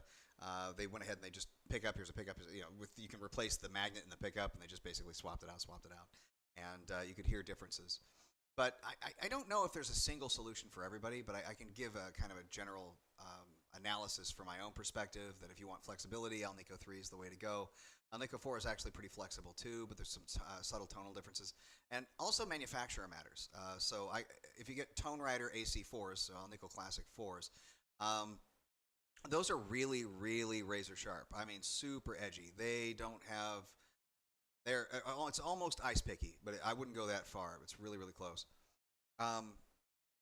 Versus the Guitar Part Zone Alnico 4s that I was playing in the Yamaha, those have a lovely soul to them. They sound really nice, and they are quite flexible. Alnico 5s are they call them musical, but they have a certain hesitation to them. There are some people like Bill I was mentioning for Guitar Pits of Horror. He really likes ceramics. If it's not ceramic, he doesn't like it. So it's pretty simple to him. And you know, ceramics are actually really good. I don't have anything against ceramic magnets. I think they're fine. Heck, neodymium's fine, but they're really loud. But there are ways to mitigate that. You can make the pickup deeper, for instance, and put the magnet lower, and that'll kind of temper that massive volume spike a little bit. When it comes to what? When it comes to ceramic magnets, though, generally it's just cast ferrous material. Usually, it's just and what's that? Iron filings, just really fine powdered iron that's cast into some sort of a ceramic material, which is the one's ceramic. And they're really cheap to make, but they sound crisp and clear. They've got a good bass. They've got a little less mid. They've got a kind of nice natural scoop to them. They sound good. I don't have anything against ceramic magnets. They sound good. But I prefer overall, because I'm more of a lead guy than a rhythm guy. I play rhythm too, obviously. But I mean, if you've seen my covers, I play rhythm.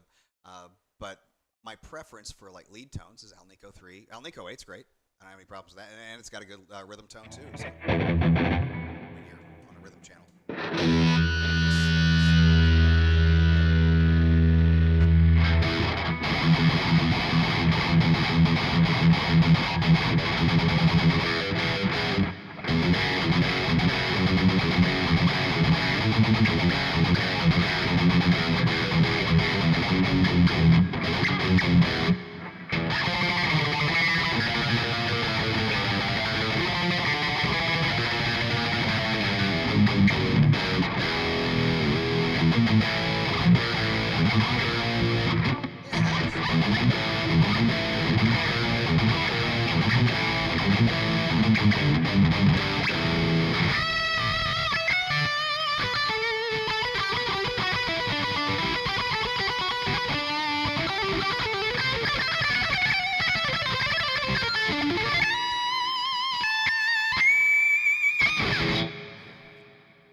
That's something everybody should concentrate on. Besides the vibrato, I always hammer on the vibrato because I really want people to take that with them. Vibrato is like the most important thing on a guitar player, believe it or not. How much life can you squeeze out of a note? But it's nice to play artificial harmonics up here.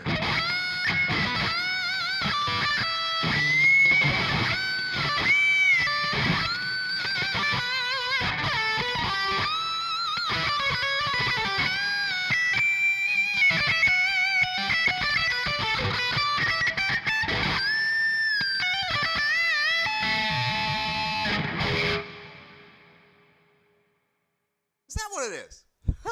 You're talking about ceramics, of course, but that's interesting. They really grind them up, and that's that's. I think you're joking, though. So.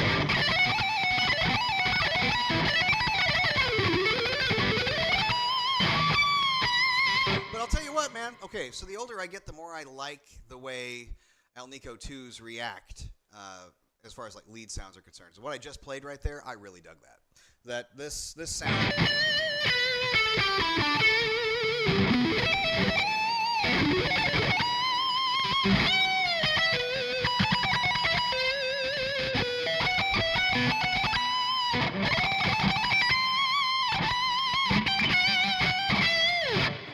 Switch picks out. It's a problem I keep missing. That's what I've been missing.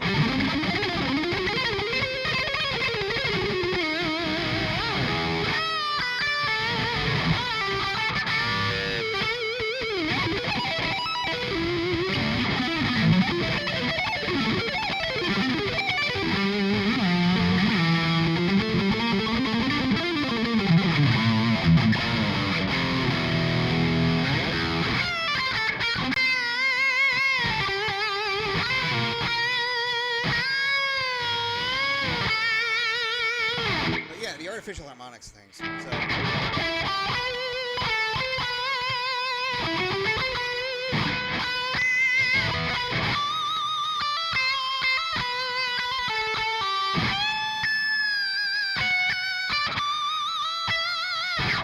I'm actually playing those pretty poorly today, Stu, but I appreciate your enthusiasm. But okay, so, we should talk about sweeps. A lot of people, not a lot of people, but some people in the past have asked about them, and really, it's just let's go over like one shape. I've done this before, and there are videos out there about that, but let's go over like one specific shape. And I want to make it a shape to where it's comfortable, but it's going to make you, force yourself to kind of move. So let's do A, C, and just repeat that. Okay. I have a buddy who loves threes with the old rough cast magnets. I don't know if it's a thicker sound, man. I think it's a more even sound across the board. Like EMGs, for instance, they're the one-trick ponies. An 81 is billed as being dead flat. So you can adjust the pre-EQ and the post-EQ curve and pretty much get whatever sound you want out of it. But I still say they all sound the same. It's like having the old Carvin amp sound. They all sound the same. But these, with rough cast magnets, almost all magnets are rough cast. Smooth cast versus rough cast, you're just talking about little inherent micro differences in the magnetic field and the way it actually is, coming out. But it doesn't really work like that because the magnetic field is going to be the magnetic field. Here's why. Earth's magnetic field.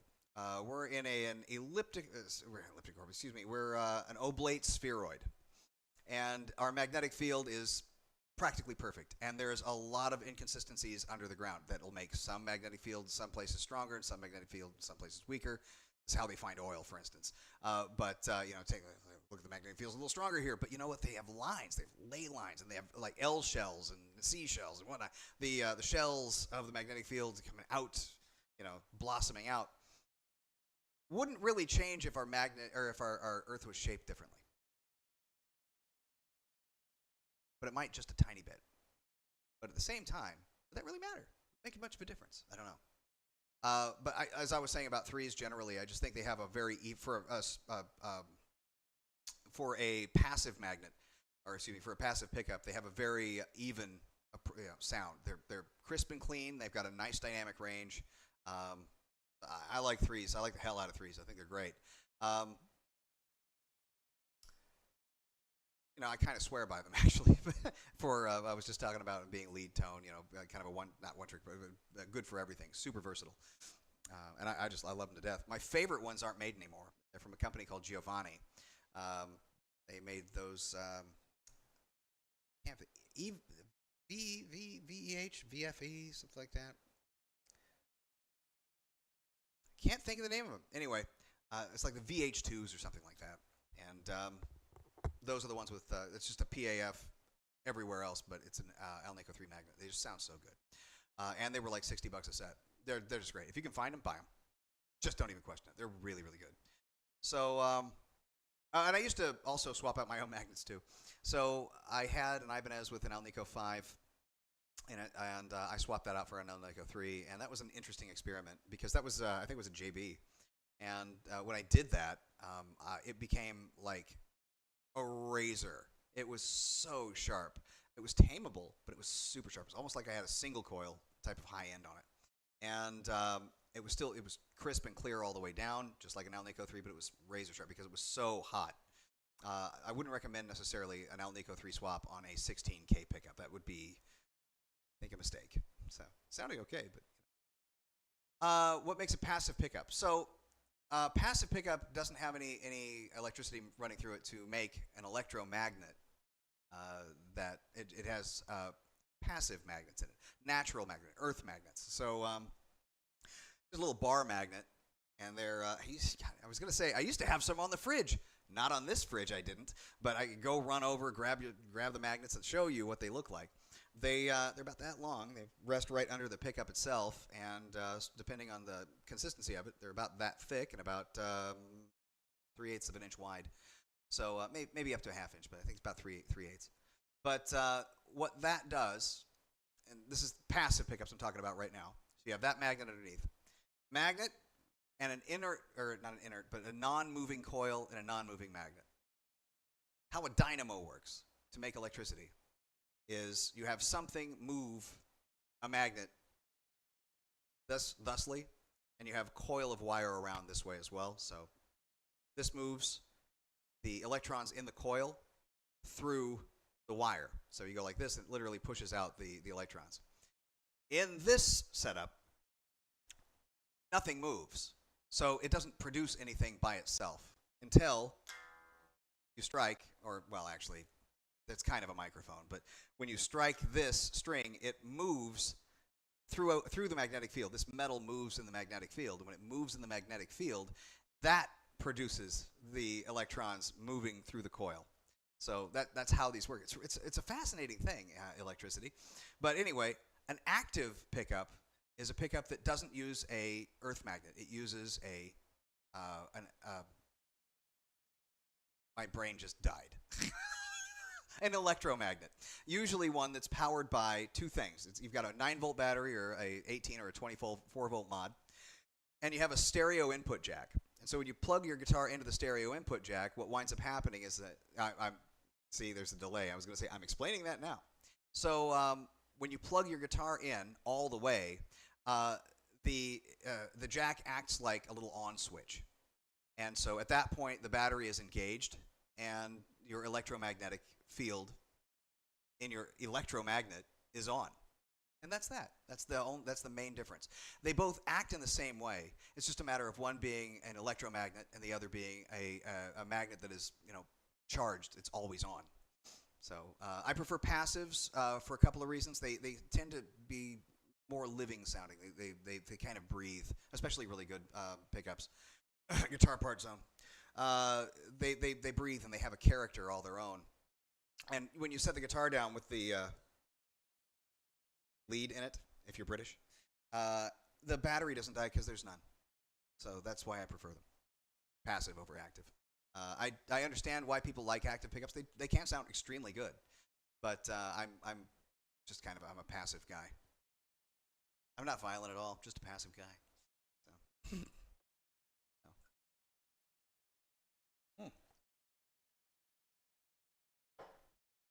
I'm glad you looked it up. I'll bet you are too. Even if it's, I'll tell you a story about my grandfather. My grandpa, he was, ACE and repeat. My grandfather,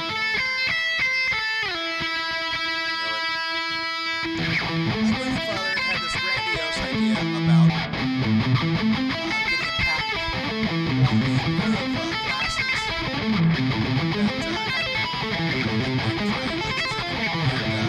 that he also wanted like little lights on them, just for like close inward.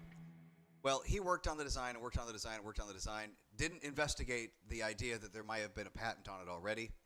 Filed. It was rejected because it was violation of somebody else's patent.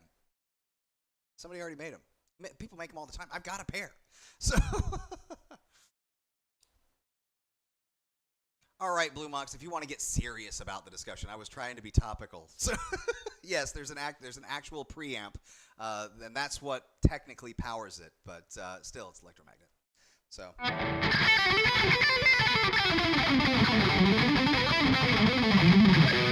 So as I was doing, this is a really neat thing. And yes, this is 2 notes per string. You don't have to play it that way, but I'm going to. You can play it this way. 2 notes there. Time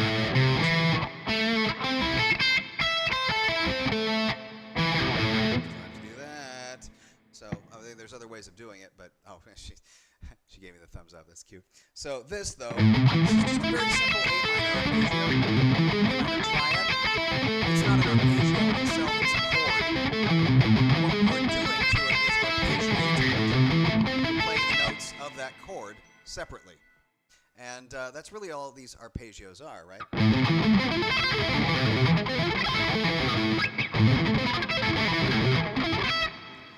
So there's a couple of ways of looking at this.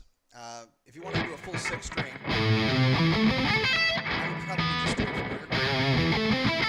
And it would still be an A minor arpeggio, but it would be an A minor first inversion.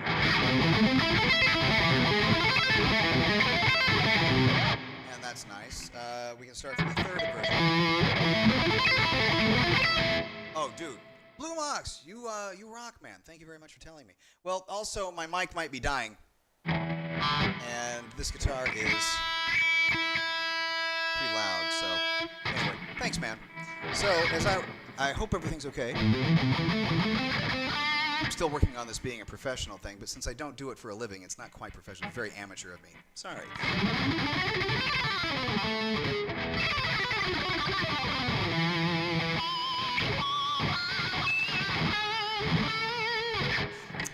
with the story. As far as this arpeggio is concerned, let's go ahead and start off from the second inversion.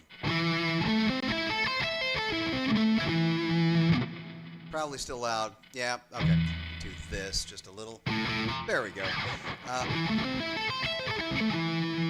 So that's E, A, E, C, E, A, C, E.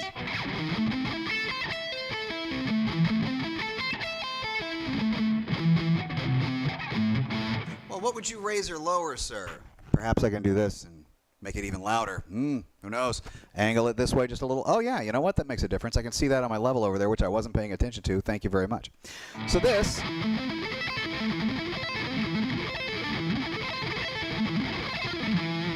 It's actually pretty easy to do once you kind of get the swing of it. It's a matter of getting the swing of it. This... A lot of people try to finger this way. Or really, like a chord. You can. I wouldn't. It doesn't facilitate quick technique very, very well. But, you know, doing it like this. So middle, index, middle, index. This, it just makes it go all the quicker. Again, the chord shape itself, it's... right,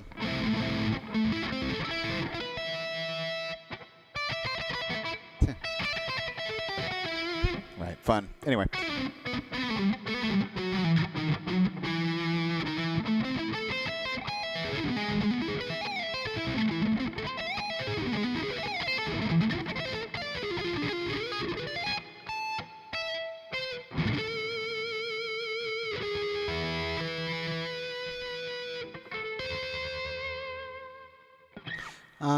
Yeah. So try this at home. Take away from Kirk, the guy's master player. So typically you can also increase the voltage. Sorry, I'm laughing there. It's hilarious. Typically you can increase the voltage to active pickups to give them more headroom. This is an absolutely confirmed thing. You can't do that with passive pickups. You can rewind it and you give it more winds, thicker wire. Same amount of winds, and you'll have more output. If you want less output, you can do the same thing. Actives, it's a little bit easier to facilitate that. So the 9, 18, and 24 volt mods will increase the headroom in the pickup. The sound difference gets greater the more voltage you put into it. So if you go all the way to 24 volt, the difference between 9 and 24 are vast. The difference between 9 and 18, it doesn't seem that much, and 18 and 24 actually is kind of substantial. It's like it's logarithmic. So I mean, do take a look at it. I have a buddy named Sean. Was the last guitar I built for anybody from scratch. He owns that one. It's a banger. It's like the best one. I don't think I ever played a guitar that plays better than that, and I miss it every day. He owns it. Great, good for him. Jerk, you buy a guitar from me and then you expect to have it. Anyway, that was finished on Halloween of 2022. It sits in his house, and it's pretty awesome. So actually the day before Halloween. I wanted it done, so October 30th. But as I was saying, no, I love you too, man. You're awesome. So let's see, amplifying the magnetic field of magnets in the pickup. Actually making the magnetic field stronger. Okay, so there are... Take a look up on Google magnetic lensing and see if you can figure out if there's a material that can deflect the magnetic field to point it or maybe add to it. Really, I would say magnetic field on magnetic field. So like, okay, use 2 magnets. That would be a thing. But yeah, actually, you try altering the pickup itself. When I say alter, I'm talking about you're going to have to redesign it, but to use 2 magnets. Or it's going to be one deep thing. I actually thought about quite a bit taking magnets and then cutting them in half lengthwise down here. And that kind of, lengthwise cut, you need to see that lengthwise cut, you could take, like 2 magnets and cut them in half and put on, like, for the treble side, more Alnico 2, and on the bass side, more Alnico 4 to get a kind of a best of both worlds approach. And it would be a blend as you go up, perfectly even. Alnico 2, perfectly even again, and then Alnico 4. And I think that would work really, really well. It would have a nice sweet top, and I think Duncan actually does something like that, where they have an Alnico 2 on the top and Alnico 5 at the bottom. But I can't think of which one that is. They have a lot of pickups after all, but I think they've done that. Something else I was going to tell you, and then I'm going to have to get off of here, and I have bedtime pretty soon. So actually, pretty darn soon. I've been awake for far too long, and I have far too much energy for myself being as awake that I am, or being as awake as long as I have been. So as the story goes, yeah, look up magnetic lenses because there are materials that don't really like to, like assist magnetic fields at all. They don't. They kind of just reflect it, shape it. Yeah, dude, old school chip splicing. This sounds like a good term. But yeah, I've had a kind of a thing where I was going to build a 7-string, and I was going to actually do that with the pickup, and I bought an extra magnet for it and everything. But again, life happens, and then divorce happens, and then you move, and I don't have a shop anymore. So maybe one of these days, but today is not that day. But when Zuhair was asking about whether or not I actually wanted to do like a guitar company, I don't have to build them. I just have to get some company that has an investment in wanting to make my designs, and I've got a couple of good ones. The Teletype is an interesting one; it's pretty good. But my later designs, like Sean's 7-string, you guys would like that. That's really something special. It's like a culmination of everything I know, and I liked it. I modified that to make a 6-string version for a friend of mine named Bill, who is Guitar Pits of Horrors, and it never got to be completed. It never got completed. And unfortunately, that body right now is residing in a friend's trunk. When he helped me move, he just forgot to take him out. And he works on a completely different shift. I literally never see the guy. But if I can get in the morning before 6 a.m., there's a good chance I might be able to get him back, which is nice. But at any rate, this has been a good stream. And everybody that showed up, I'm extremely grateful and thankful for. Thanks for putting up with my bad playing today. And I hope I see you all next Monday. But in the meantime, please practice, play faster, get that vibrato working. And, I don't know what to say. Good luck in your marriages. No, I ended it on an uplifting note.